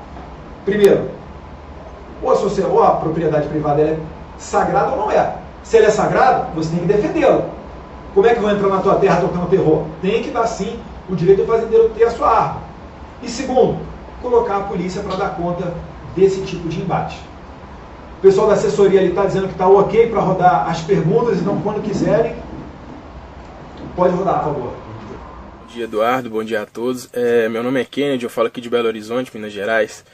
E estou aqui para participar desse quiz de perguntas aí, relacionado ao tema economia. E a minha pergunta é direcionada ao ramo que eu trabalho. Eu sou formado em administração, eu trabalho no comércio.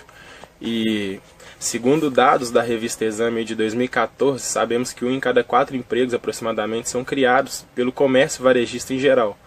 E a minha dúvida é a seguinte: quais os projetos, quais os planos para um setor que é tão forte, que concentra aí mais de 27% da arrecadação do setor de comércio em geral e que cria tantos empregos, que praticamente sustenta o país, sendo que nós não temos um representante forte junto, ou os que tem não representam tão bem. Então eu queria saber o que vocês têm, o que vocês propõem aí atualmente para que a gente saiba, né, quais os rumos do país e direcione melhor o nosso voto. Valeu, obrigado. Bom dia, Eduardo, bom dia a todos. Perfeito, pessoal. Pergunta aí do Kennedy, lá de Belo Horizonte. Um abraço aos mineiros que acolheram tão bem o deputado Jair Bolsonaro. Já adianto que é impossível fazer o mar chegar até Minas, beleza? Aquela brincadeira que o Jair Bolsonaro fez e que o Globo explorou como se ele tivesse dito de maneira séria, né? Mas voltando à pergunta do Kennedy, ele faz parte da administração, né? Trabalha no comércio. A categoria dos vendedores é a maior categoria trabalhista nacional. E ele quer saber o seguinte: como é que você faz para gerar emprego, para estimular o comércio? Vamos lá, porque tamo junto. Cara, é muito fácil fazer isso. Isso é um problema fácil de resolver no Brasil. Duas coisas. Primeiro, eu tenho uma pergunta para todo mundo que está nos ouvindo. O que seria de Steve Jobs no Brasil? O que seria de Bill Gates no Brasil? Bill Gates e Steve Jobs são bilionários nos Estados Unidos. O que eles seriam aqui no Brasil? Eu vou dizer o que eles seriam. Bill Gates abriu a empresa dele numa garagem. Imagina você abrindo sua empresa numa garagem.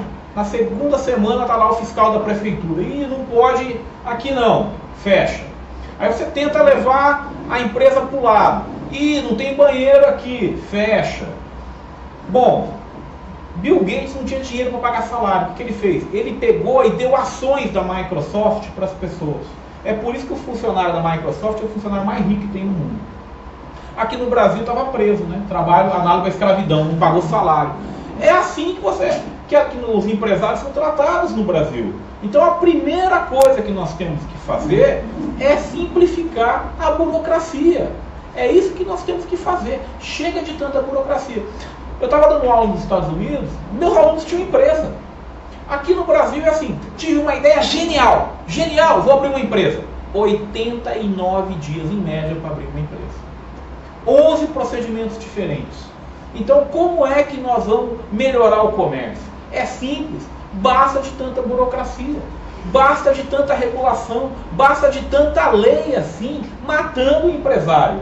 E por fim, um outro programa. Eu vejo um monte de gente falando assim, eu quero um programa de meu primeiro emprego, o governo tem que me ajudar a ter meu primeiro emprego. Eu tenho uma proposta diferente, deputado. Que tal o senhor implantar o programa Minha Primeira Empresa? Minha primeira empresa está cheio de terreno sem uso. Vamos fazer um convênio, governo federal, estadual e prefeitura. Agora, você só vai em um lugar para abrir sua empresa. Tudo vai estar feito lá. Chegou lá, em uma semana você abre sua empresa. Você começa o que? Olha, esses imóveis que a prefeitura não está usando e está pagando o condomínio, faz o seguinte, você usa o imóvel por 2 anos e paga o condomínio. E por que por 2 anos? Porque os dados mostram que pequenas empresas, metade delas acabam em 2 anos. E o grande custo dela é aluguel. Se você alivia isso, facilita. Vamos criar vários vales do silício no Brasil? Saxida está roubando aqui as ideias de Jair Bolsonaro, hein, gente? Fazendo uma denúncia pública aqui, que isso sei não, hein? Tem que copiar que o time que está ganhando, pô. Beleza, gente. Porra, o que você faria para dar um estímulo ao comércio? A colocação do Saxida foi excelente, né? Bela comparação, né? Quer dizer, pega tanto o Steve Jobs quanto o Bill Gates, o Brasil talvez fossem ter desistido, né, e procurado um emprego público, talvez com 20 e poucos anos de idade. Em São Paulo, se você tiver um comércio e você colocar um cartaz de liquidação na vitrine, você leva uma multa de 5, 10 mil reais, que vai levar todo o resultado do mês. Assim, você quer comunicar o seu pedestre lá, que você está com desconto, você não consegue, né? Então, quer dizer, a regulamentação ela avançou de tal maneira que tem que acabar com isso. O comércio é a atividade das mais antigas que o homem pratica. E o empreendedorismo nessa área é extremamente simples, porque às vezes a pessoa cozinha um bolo, aí ela quer vender lá para a vizinhança, não precisa de grandes estruturas. Então o governo ele precisa tirar essa formalização toda, que é extremamente negativa. Isso impede as pessoas, principalmente as que têm a menor formação, porque o cara quando começa a dar certo, chega o fiscal lá e acaba com a atividade dele. Né? Então essa questão da desregulamentação ela é essencial. A tributação nem se fala, né? Vou comentar aqui um negócio que eu trabalho com a área de ações. Fica à vontade, Gordo, se quiser meter a me chama muita atenção. Aí. No Brasil você tem o micro comerciante e você tem o gigante. Você pode ter uma loja Renner, uma Riachuelo e o pequeno. Você não tem o meio do caminho. E por que você não tem o meio do caminho? Por causa da tributação. Você tem o imposto simplificado embaixo, né? Senão a pessoa realmente vai para a informalidade total e não paga nada. Né? E em cima você tem a escala atingida por essas grandes empresas, né? Que já ultrapassaram essa barreira e que hoje tem uma situação de muita competitividade em termos de custo. Pagam todos os impostos, etc. E sobrevivem. Né? Obviamente o concorrente é Miami. O brasileiro às vezes faz a conta, ele fala, vou até Miami fazer um enxoval. Se eu tiver um bebê aqui e tiver acumulado dinheiro para comprar um ano, a viagem sai de graça. E você ainda consegue depois vender o que você trouxe no preço que está aqui, né? Então, como que essa estrutura tributária ela deveria conversar? O governo deveria estimular que o pequeno virasse grande, que os bons primeiro virem médios e médios virem grandes. No Brasil, quando você sai do imposto do lucro presumido, por exemplo, do super simples, e vai para o lucro real, acabou o teu negócio. o ICMS está contemplado em tudo, ele passa lá, sei lá, 12%. Isso é a margem de lucro que ele tinha. Então, a pessoa tinha uma margem de 12, vai para zero, ele quebra. Aí ele percebe o seguinte, ou eu tenho que voltar para a minha situação anterior, né, ou eu vou quebrar, porque você não vai conseguir ultrapassar aquela barreira. Você precisa levantar capital. Nos Estados Unidos, o cara tem uma ideia, ele faz uma pequena oferta de ações, levanta algum dinheiro, ele expande o negócio dele, botando a sociedade em risco, né, quem se interessar pelas ideias dele, e vai evoluindo. Eu gosto da área de hambúrgueres, porque a gente aqui conhece McDonald's, Burger King. Você vai nos Estados Unidos, você tem cadeias no interior. Fridays, Popeyes. Enorme. Daí você fala, mas isso aqui deve ter. Você fala assim, deve ter 2, 3 unidades. Não, tem 55, 70. E as que fazem um negócio bem feito, um belo dia vão para a bolsa e vão ter 2.000 e vão para o mundo inteiro. E aí depois paga o royalties para os Estados Unidos, né, para o empresário americano. Então, acho que a ideia proposta aqui pelo Adolfo é o que tem que ser seguido, desregulamentar. E também, obviamente, a reforma trabalhista, né? A legislação trabalhista ela é hostil ao empresário, como se o empresário fosse um vilão. Muitas vezes o empresário ele é tão somente o primeiro aluno da turma e o empregado dele é o segundo aluno da turma, que vai ser amanhã o empresário. Eles têm a mesma formação no início. Inclusive, acho que das maiores fortunas que tem no mundo, metade delas são pessoas que a origem é lá de baixo. Metade a gente já tinha alguma origem, mas não há isso não se passa de pai para filho, né, o empreendedorismo. Isso é do indivíduo, né, desde que ele encontre um ambiente que não seja hostil. Eu lembro da Hyundai, que o dono da Hyundai começou um camponês lá na Coreia do Sul, e o carro-chefe dele passou a ser a indústria naval. Depois é que ele fez lá a indústria automobilística para ser uma ponta da empresa dele. Então isso aí é um país que dá oportunidade. E finalizando, outro exemplo internacional que eu lembrei foi de Singapura. Um país que era mais pobre, mais miserável do que o Brasil. Mas o que ele fez? Ele pegava esse perfil empreendedor, as empresas, atraía para o seu mercado. Por quê? Porque outros países vizinhos, Camboja, Laos, China, acabavam falando que não, a Nike e a Reebok oprimem, escravizam o trabalhador, aqui no meu território não. Foram para Singapura. E Singapura dizia, né, olha, se o cara quiser trabalhar na Nike, na Reebok, é porque ele quer, é porque a condição anterior dele era pior, ele era mais pobre, entrou nessa empresa porque ele quis, então ele está tendo um upgrade na vida dele. Em algumas décadas, transformou-se num país que está melhor do que o Brasil hoje, em condições gerais. Deixa eu só fazer um comentário nessa linha. É o caso aqui do Bom Retiro, dos bolivianos. O indivíduo sai da Bolívia, que as condições deviam ser aquelas, né, fantásticas, para vir trabalhar aqui numa pequena tecelagem. Em geral, o empregador é um próprio boliviano, que chegou há mais tempo. Ele contrata lá meia dúzia de pessoas, condições que qualquer um de nós já passou em algum momento da sua trajetória. Meu primeiro estágio, as condições eram muito parecidas com aquela que foram apresentadas lá do primeiro emprego lá do boliviano. E ele está lá porque aqui ele conseguiu encontrar talvez a oportunidade de ganhar R$1.500. Na Bolívia ele não tinha. Então aqui, e é um povo disposto a trabalhar. Ele vem para trabalhar, ele não quer saber de benefício, ele vem aqui para fazer a vida dele. A primeira geração de imigrantes. Os filhos certamente já vão conseguir estudar, já vão ter um desenvolvimento, e por aí vai ter um crescimento. E a gente vai ver empresários assim, como foi o caso dos judeus, dos árabes, dos coreanos, lá no Bom Retiro também. Quer dizer, gente que chegou lá para comercializar e não se incomodar em trabalhar 12 horas por dia. Agora, a legislação trabalhista, ela quer classificar esse trabalho como escravo. E aí o confisco, né, o Estado já entra para confiscar a seu bel prazer e fechar o negócio. Então, quer dizer, esse risco ele inviabiliza o empreendedorismo, né? Hoje em dia, a legislação trabalhista é de tal maneira, né? Outro exemplo recente, o Estado obriga a escola a fazer 2 reuniões mensais de apresentar resultados de aluno. É interessante, né? Desde que não fosse obrigado pelo Estado. Deve ser uma coisa entre as partes. E aí, o Estado entendeu que a mãe tem que ter 4 horas de licença. Todo mundo, ó, que maravilhoso, que Estado benevolente. Aí você imagina uma indústria têxtil que tem 100 mulheres, cada uma com 2, 3 filhos, é só fazer as contas. O que vai acontecer? O salário de todas elas vai baixar em 2, 3%, que é o custo que o empresário vai ter. Porque se tem escola que consegue fazer a reunião num horário que não interfere na atividade, num sábado, uma coisa, ou uma reunião de 15 minutos, hoje com a tecnologia, nem todo mundo precisa ter aquela reunião presencial de 2, 3 horas. Então, quer dizer, o Estado ele começa a interferir E aí vamos para o outro lado, né? E a mãe, se ela não for na escola, o que acontece com ela? Multa de um salário mínimo.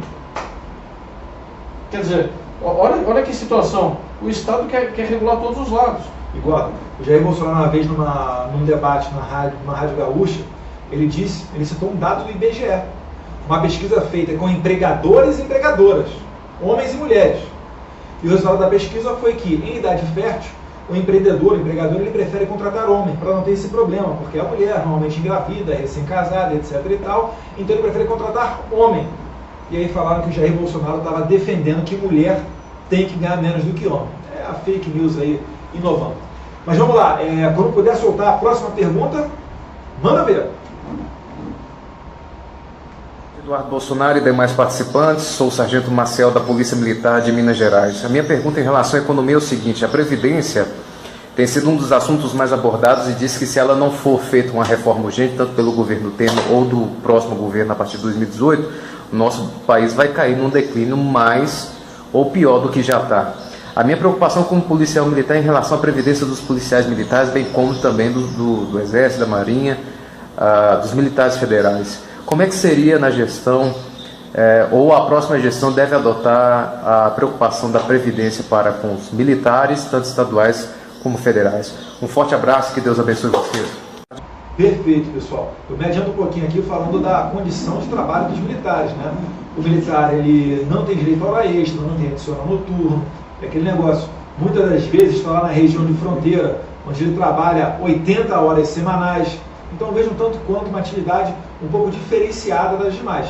Mas eu quero abrir a palavra aqui inicialmente para o Saxilho e depois para o Gordo, tema reforma da Previdência. Aí o Sargento Maciel, lá de Minas, está preocupado com a questão da Previdência dos militares. Como é que funciona essa questão da Previdência? Inicialmente, o Brasil quebra, não quebra, é necessária, não é necessária? Primeiro eu quero agradecer ao Sargento, porque a polícia está sendo demonizada, tem um apreço enorme para o policial. Então, muito obrigado por arriscar a sua vida em prol da gente sempre. Muito obrigado. Sobre a questão da Previdência. Eu entendo que várias pessoas fazem contas de maneiras diferentes, podem escolher o que for. Mas quando você coloca na ponta do lápis, não tem jeito. Ou nós vamos fazer uma reforma da Previdência possível, ou ninguém vai receber. Ou nós vamos reformar a Previdência, ou o Brasil vai virar, com devido respeito, um grande Rio de Janeiro. Tem algum prazo já previsto, uma estimativa? Não aguenta muito não. Assim, as contas públicas, só o déficit da Previdência esse ano vai passar de 200 bilhões. Mais de 90% do déficit do governo é Previdência. Então, se você não mexer na situação da Previdência, vai ficar muito difícil. Agora, será que é justo mexer na Previdência? Eu vou dar a minha opinião. Isso aqui é uma coisa pessoal minha. Não é justo mexer na Previdência. Por quê? Porque você obrigou um cara a pagar por ela. 25 anos depois você vira pro mesmo cara e diz: foi mal, hein? Não tem dinheiro. Então não é justo. Mas é necessário. Entendi. Então, ou nós vamos reformar, ou não tem dinheiro para pagar essa conta depois. Na questão específica do sargento, ele está na questão da Previdência estadual. Essa, então, está mais complicada ainda. A situação de Minas Gerais, eu não lembro de cabeça, mas o Rio Grande do Sul, por exemplo, em breve vai ter mais funcionários aposentados do que nativos. E Minas Gerais vai caminhar pelo mesmo caminho. Simplesmente é impossível manter a situação desse jeito. Então, infelizmente, o que eu tenho a dizer é: não é justo, mas se não fizermos a reforma da Previdência, a conta vai estourar e ninguém vai receber. Vamos mudar um pouquinho a pergunta para o Gordo. Gordo, a gente vê de tempos em tempos o governo fazendo ajustes com relação à reforma da Previdência.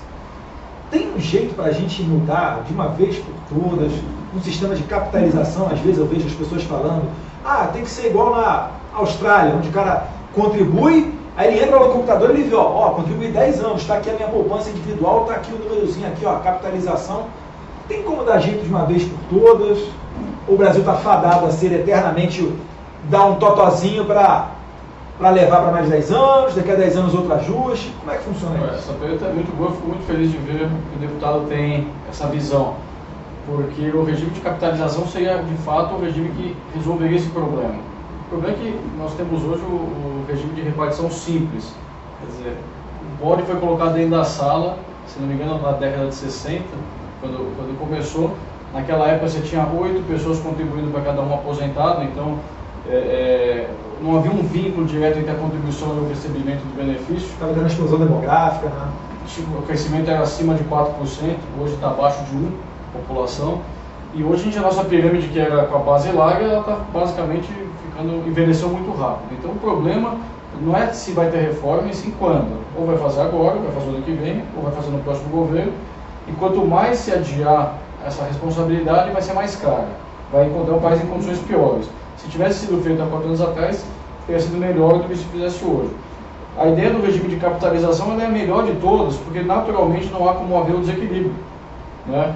As pessoas vão contribuir, aquele dinheiro vai se capitalizar e a opção de cada um em se aposentar mais cedo ou mais tarde vai resultar no qual benefício a pessoa vai receber. Quanto mais trabalhar, maior o benefício futuro pela sobrevida, e quanto menos trabalhar, menor. Pessoalmente, eu tenho a visão de que o regime de previdência deveria ser o mínimo possível e que as pessoas deveriam ser estimuladas a procurar a previdência complementar privada. Não é função do governo, não sabe fazer essa administração. O dinheiro, quando sobra no cofre do governo, ele é mal gasto. Então o governo você tem que reduzir o escopo, até porque o sistema é de previdência e seguridade social. Nós também não queremos uma sociedade onde a pessoa chega, quando tem a perda da sua capacidade laborativa, que essa é a função de receber o benefício da previdência, e ela não se preocupa ao longo da vida e vai ficar lá jogada, morrendo de fome. A gente também não quer uma sociedade assim. Não é esse tipo de sociedade que nossos valores almejam, né? Então o governo deveria reduzir a previdência para o escopo mínimo, um seguro básico para todo mundo, e tentar jogar para o setor privado a previdência complementar. Como já existe o problema, e você tem um benefício adquirido por aqueles que entraram, você tem que ter o tal do regime de transição, né? Então você pode estabelecer um corte a partir do qual você vai mudar o regime. Capitalização seria o ideal. Infelizmente eu não tenho esse otimismo. Você precisa de um esforço muito grande de propaganda para explicar para as pessoas e convencê-las de que isso é melhor. Se não me engano, o Chile conseguiu, na época de um governo centralizado, fazer e obteve sucesso. Se quiser elogiar governo de esquerda ou de direita ou criticar, fica com vontade. O pessoal fala mal do governo Pinochet, mas do ponto de vista econômico foi um governo extremamente eficiente, né? E o Chile era um país muito mais pobre que o Brasil, e hoje o Chile O Chile não dá esses totós no Brasil de tempos em tempos? Não, eu não ouço. A taxa de juros no Chile caiu muito. Quer dizer, o Chile vive uma economia já globalizada, no bom sentido, né, de conseguir se relacionar com outros países. E é um país árido, né, um país que tem deserto, que consegue produzir frutas. O Brasil, assim, a gente vê as nossas potencialidades. Você comentou aqui no caso da energia elétrica, é uma vergonha. Um país que tem água como o Brasil tem, vento como o Brasil tem. É uma matriz que é complexa, não dá para escolher só hidrelétrica, só termoelétrica, tem que ser completa porque tem um regime aí diferenciado, mas certamente a presença do Estado ela impediu que o sistema pudesse evoluir. As medidas que a ex-presidente Dilma fez para tentar fazer um populismo tarifário, né? À força, ela baixou as tarifas, quebrou a Eletrobras, e desorganizou tudo, né? Já era complicado, mas ela conseguiu desorganizar tudo. A conta chegou no ano seguinte, que foi aquela inflação alta, o juros teve que subir mais ainda, então quer dizer, não há como fazer malabarismo. A Previdência é a mesma coisa. Essa conta já não fecha há muito tempo. O setor público ele é responsável por praticamente metade do déficit, e se não me engano tem 1/9 dos beneficiários, ou seja, ele é um agente mais importante, ainda que a dinâmica do setor privado é pior, dado o crescimento da população. Então, esse equilíbrio ele tem que vir de uma combinação de fatores. O principal é a questão da idade mínima. Ela tem que se adaptar à expectativa de sobrevida do aposentado. Não adianta a gente usar uma idade mínima que foi escolhida na década de 60, 70, quando as pessoas viviam 60 anos. Hoje o brasileiro vive mais de 70, 73, 74, mas a sobrevida é ainda maior. E você pode ter a combinação de regimes. O governo ficar com a parte básica, dando benefício mínimo para todos, inclusive não precisaria nem ter a contraparte vinculada à arrecadação, seria uma despesa do governo, ia ser mais ou menos estável, e o setor privado fazer o resto. Agora, obviamente, respondendo a pergunta, algumas atividades elas têm periculosidade maior, uma vida útil menor e obviamente elas têm que ser tratadas de acordo com aquilo. Se a pessoa está numa atividade que é essencial, ela ou vai trabalhar menos anos, né, ou vai receber um valor maior. Mas você tem que ter esse equilíbrio. Agora, isso tudo são contas financeiras, ela não pode ser política, ela tem que passar pela HP, aquela calculadora cheia de tecla, porque ela vai dizer quanto que aquele valor que vai ser capitalizado por um período X de anos vai se traduzir num benefício por Y anos futuro. Há uma determinada taxa. Então você tem essas variáveis todas que tem que conversar. Se houver um desequilíbrio, a sociedade tem que entender que ela vai precisar pagar essa conta. Tem sociedades que querem pagar essa conta. Então você vai botar um PIS/COFINS de X% para pagar o déficit da Previdência. Se a sociedade deixar tranquilo, né, a alternativa é você ter um sistema equilibrado, de forma que quanto mais equilibrado, cada grupo vai pagar pelo seu custo, né, como cada família faz com o seu custo. Se eu quero ter uma previdência maior, eu vou lá no banco, contribuo lá todo mês com um valorzinho, aquilo vai ter uma conta, eu vou ter uma previdência melhor. Eu gosto dessa capitalização dos bancos, pessoal. Não é porque ele é a favor dos bancos, o banco quer lucrar bilhão. Não, gente. É porque o banco tem concorrência. Então você coloca o seu dinheirinho lá no banco, de repente vai ter outro falando, olha, a minha taxa aqui está melhor, transfere para cá.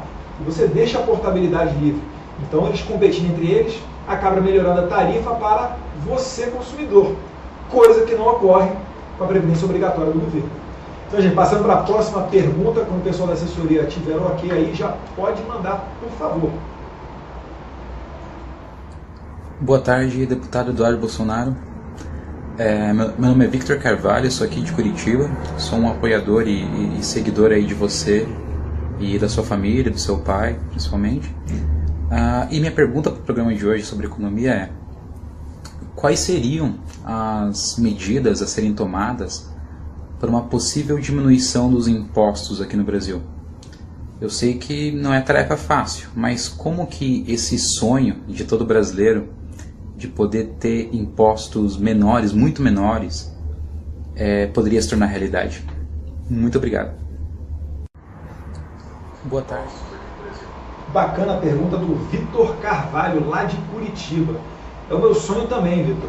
O governo, quando ele tem a oportunidade de reduzir impostos, o que ele faz? Ele pega esse dinheiro excedente e gasta em assistencialismo, em áreas que não precisam, ou às vezes até fazendo trambiques entre os amigos do rei.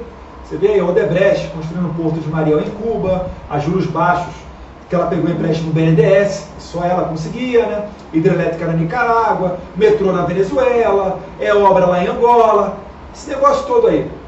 Gente, em economia não tem mágica. Mas eu vou passar a pergunta aqui para o Saxida, pergunta do Vitor Carvalho, lá de Curitiba. E aí, Saxida, para reduzir imposto, como é que se faz?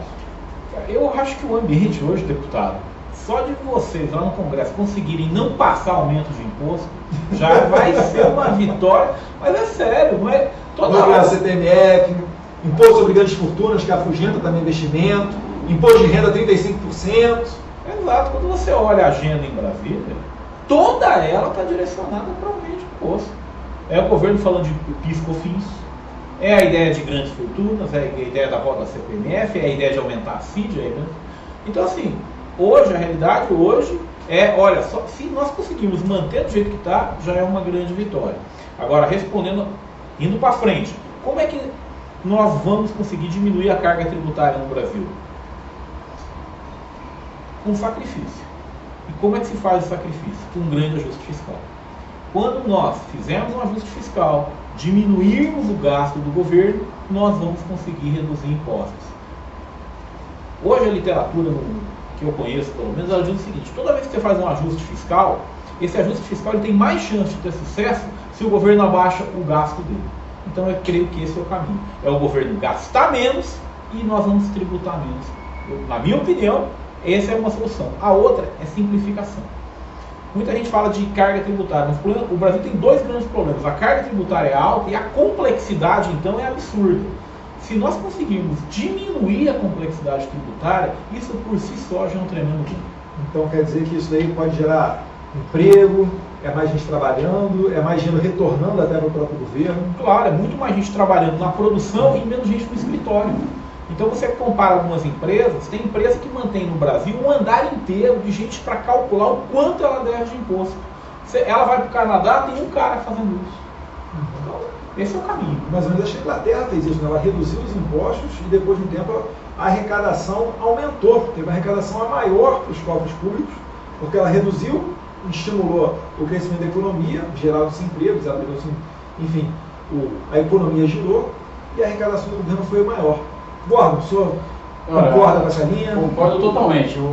A solução da redução da carga tributária ela passa necessariamente pelo ajuste fiscal. Infelizmente está muito distante essa realidade, como o Adolfo bem pontuou. Se não aumentar já é uma vitória.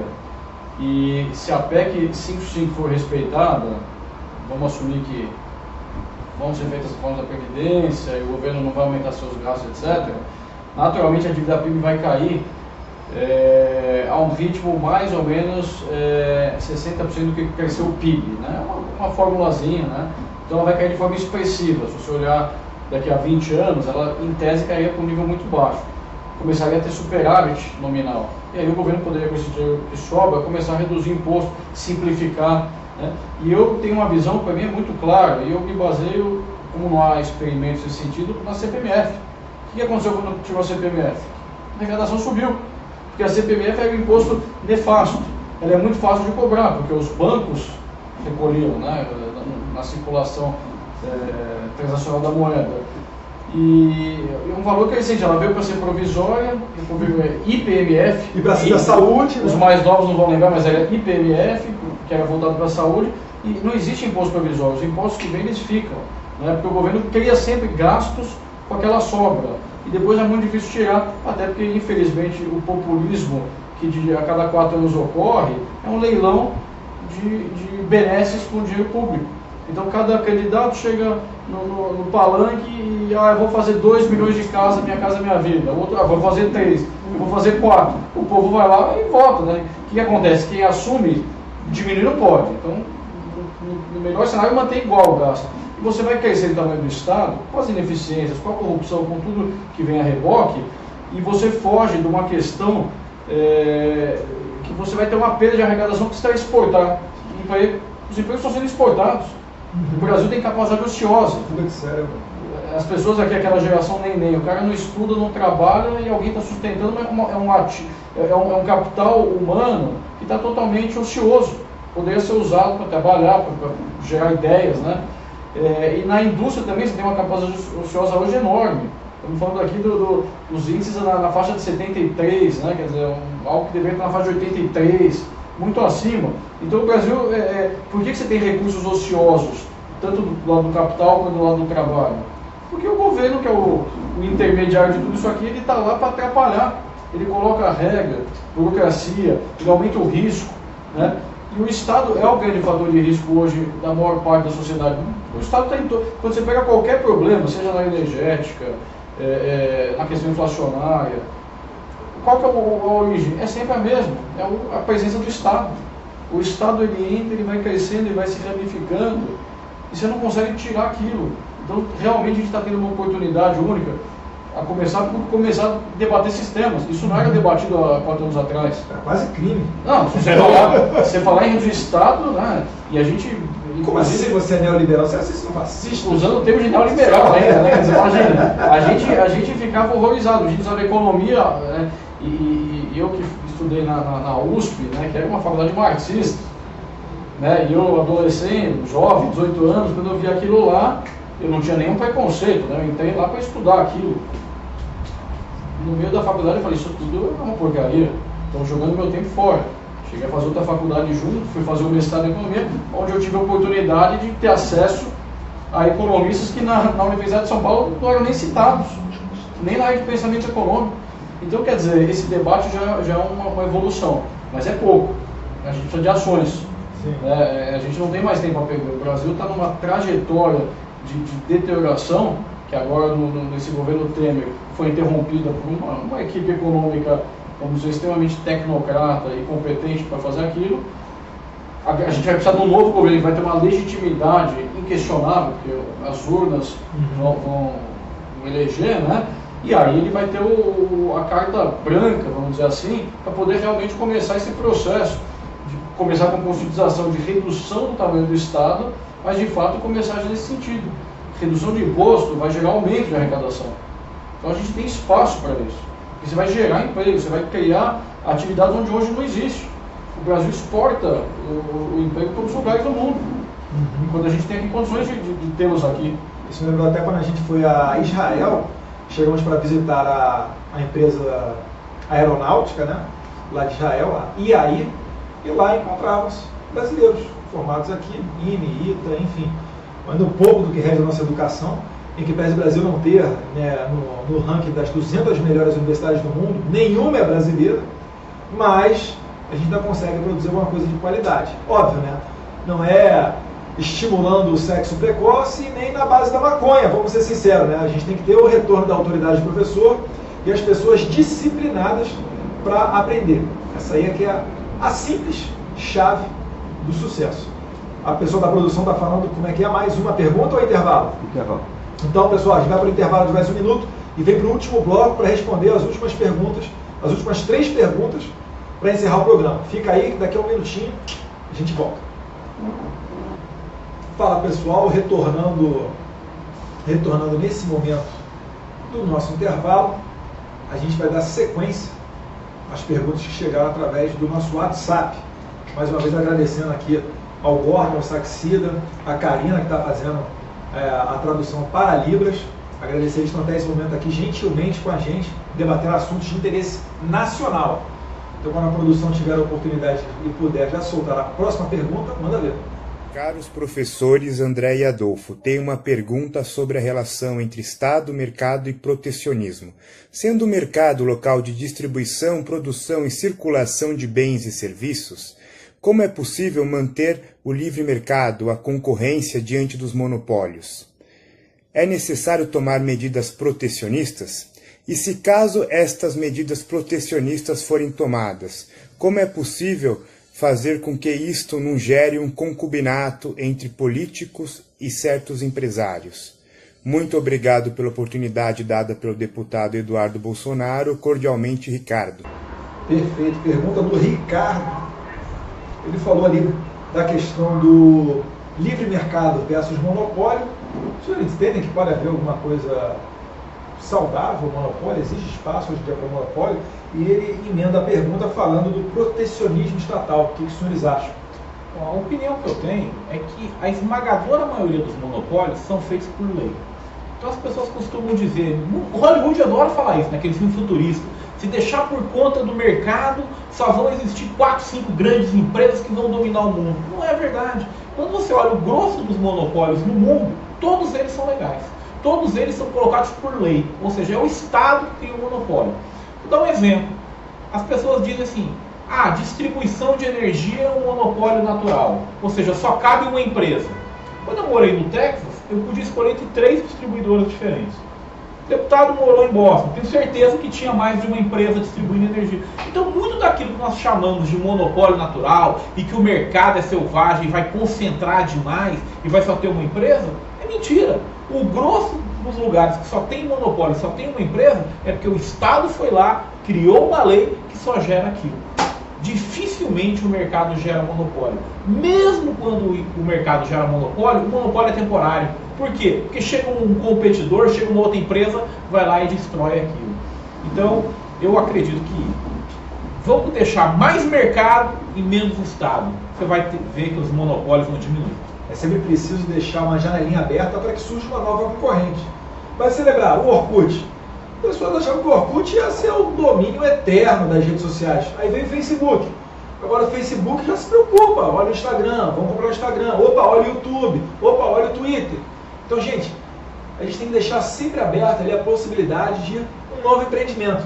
Aí que surge um novo aí, o novo Bill Gates com uma ideia lá no fundo de garagem e deu uma nova revolução na comunicação. E passando agora para o Gordon, essa questão das medidas protecionistas, isso de fato preserva o mercado nacional ou você olha com ressalvas essas medidas protecionistas a produtos que vêm do exterior? Eu olho mais ressalvas, porque em teoria a medida protecionista deveria ter uma data de validade. Imagina que você queira estimular por algum motivo uma determinada indústria.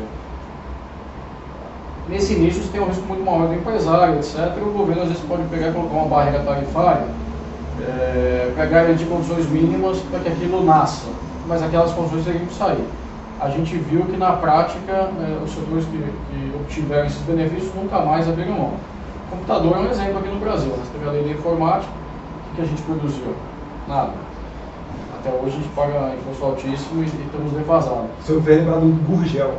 do carro. O pessoal mais do Gurgel, aquele cara, fibra de vidro, motor, acho que não era nem 1.0, era o tempo do Collor quando falou das carroças, né? No Brasil não tinha carro, tinha carroça, mas enfim.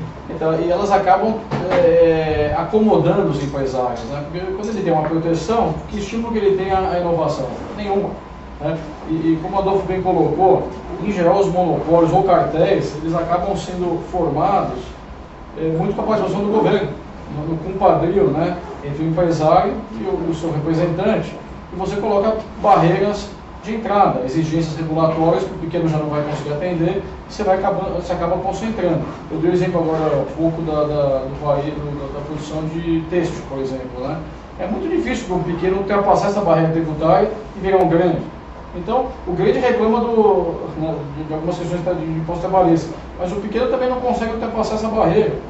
Então, o protecionismo ele se mostra algo ineficiente. E o risco faz parte de qualquer negócio. O empresário ele tem que estar sempre atento. E ninguém melhor do que a concorrência para lembrar de que ele deve estar sempre buscando as inovações. O empresário que se acomoda, né, ele vai morrer enquanto empresário. Ele não vai conseguir sobreviver. Você tem inovações tecnológicas. Então, se de repente eu entro numa empresa, numa indústria que eu invisto pesado nos meus bens de capital, nas minhas máquinas, e alguns anos depois uma nova tecnologia permite que algo seja feito de uma forma muito mais competitiva, infelizmente essa indústria vai morrer, ela deve morrer. Não adianta, não há o que fazer. Exato, eu falo isso aí, às vezes a falência da empresa é algo natural, não quer dizer, meu Deus, não pode ter, não, às vezes tem que falir. O empresário deveria ter sido atento àquilo, a esse risco, deveria ter botado na conta dele antes. É isso. Hoje nós temos a OCAD, uma agência que busca impedir a concentração, né? Tem setores que são mais expostos, outros menos. Talvez o setor de saneamento seja um dos poucos casos onde seria difícil haver concorrência. Não faria sentido econômico você ter concorrência em redes de esgoto, né?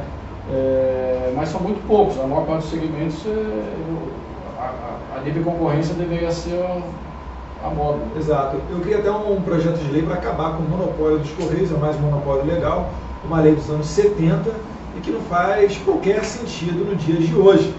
A gente sabe que não é uma área estratégica, você vê DHL, UPS, FedEx, diversas outras concorrentes, e antes que você fale que eu sou ignorante, porque hoje em dia já pode haver ali o transporte de produtos, por exemplo da Netshoes, né? A DHL pode entregar o Netshoes, ou UPS. O monopólio que eu falo é das correspondências, é da entrega da carta. Às vezes você acha que não, mas são contratos milionários para aquela continha da Eletropaulo, ou da Light, ou da SEG, para ela chegar na tua casa. É isso daí que eu quero fazer, é a concorrência para baratear esses preços.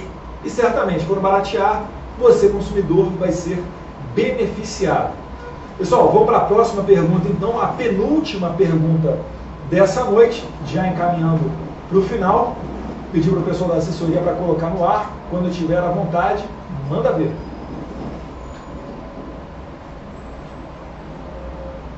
É um prazer fazer uma pergunta ao Adolfo Saxida. O que eu queria saber, Adolfo, é o seguinte: a gente sabe que para o Brasil estabilizar suas contas, a trajetória da dívida tem que em algum momento estabilizar, né? Então tem que ter reformas e tal. Você acha que a gente estabiliza essa trajetória da dívida? E quando? Falam aí 2022, 2023, 2024. Qual é a tua estimativa? Porque eu acho que só aí que a gente vai ter um alívio. Grande abraço a todos. É um prazer fazer uma pergunta. A gente sabe que para o Brasil estabilizar suas contas, a trajetória da dívida tem que em algum momento estabilizar, né? Então tem que ter reformas e tal. Você acha que a gente estabiliza essa trajetória da dívida? E quando? Falam aí 2022, 2023, 2024. Qual é a tua estimativa? Porque eu acho que só aí que a gente vai ter Perfeito, pessoal. A pergunta do Hélio Beltrão foi meu professor na pós-graduação em Economia lá no Instituto Mises Brasil. Aliás, eu recomendo, né, a escola austríaca, é muito bacana. Pô, já tem diversas sacadas que, se Lula e Dilma tivessem estudado nessa escola, provavelmente a gente não estaria nesse momento apertando tanto os cintos assim. Mas vamos lá. E o Hélio mandou aqui para o Saxida, quase que um direto de direito, ó. Com relação às reformas, estabilização da dívida, porque a dívida ela vem consumindo parte do PIB. E ele perguntou ali, e as reformas, se forem aprovadas, há uma perspectiva de estabilização dessa dívida? Como é que você enxerga isso daí, Saxida?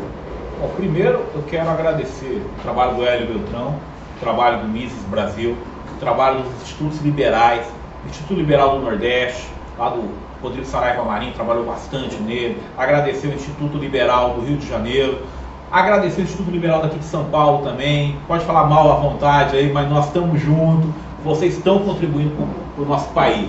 Temos que agradecer. Temos que reconhecer que todo mundo erra também. Às vezes a gente erra, tem que ouvir. Olha só, como é que nós vamos estabilizar a relação dívida-PIB? Simples, fazendo aquilo que esses institutos nos ensinaram. Privatizando, reduzindo o tamanho do Estado, gastando menos, transparência, combate duro à corrupção.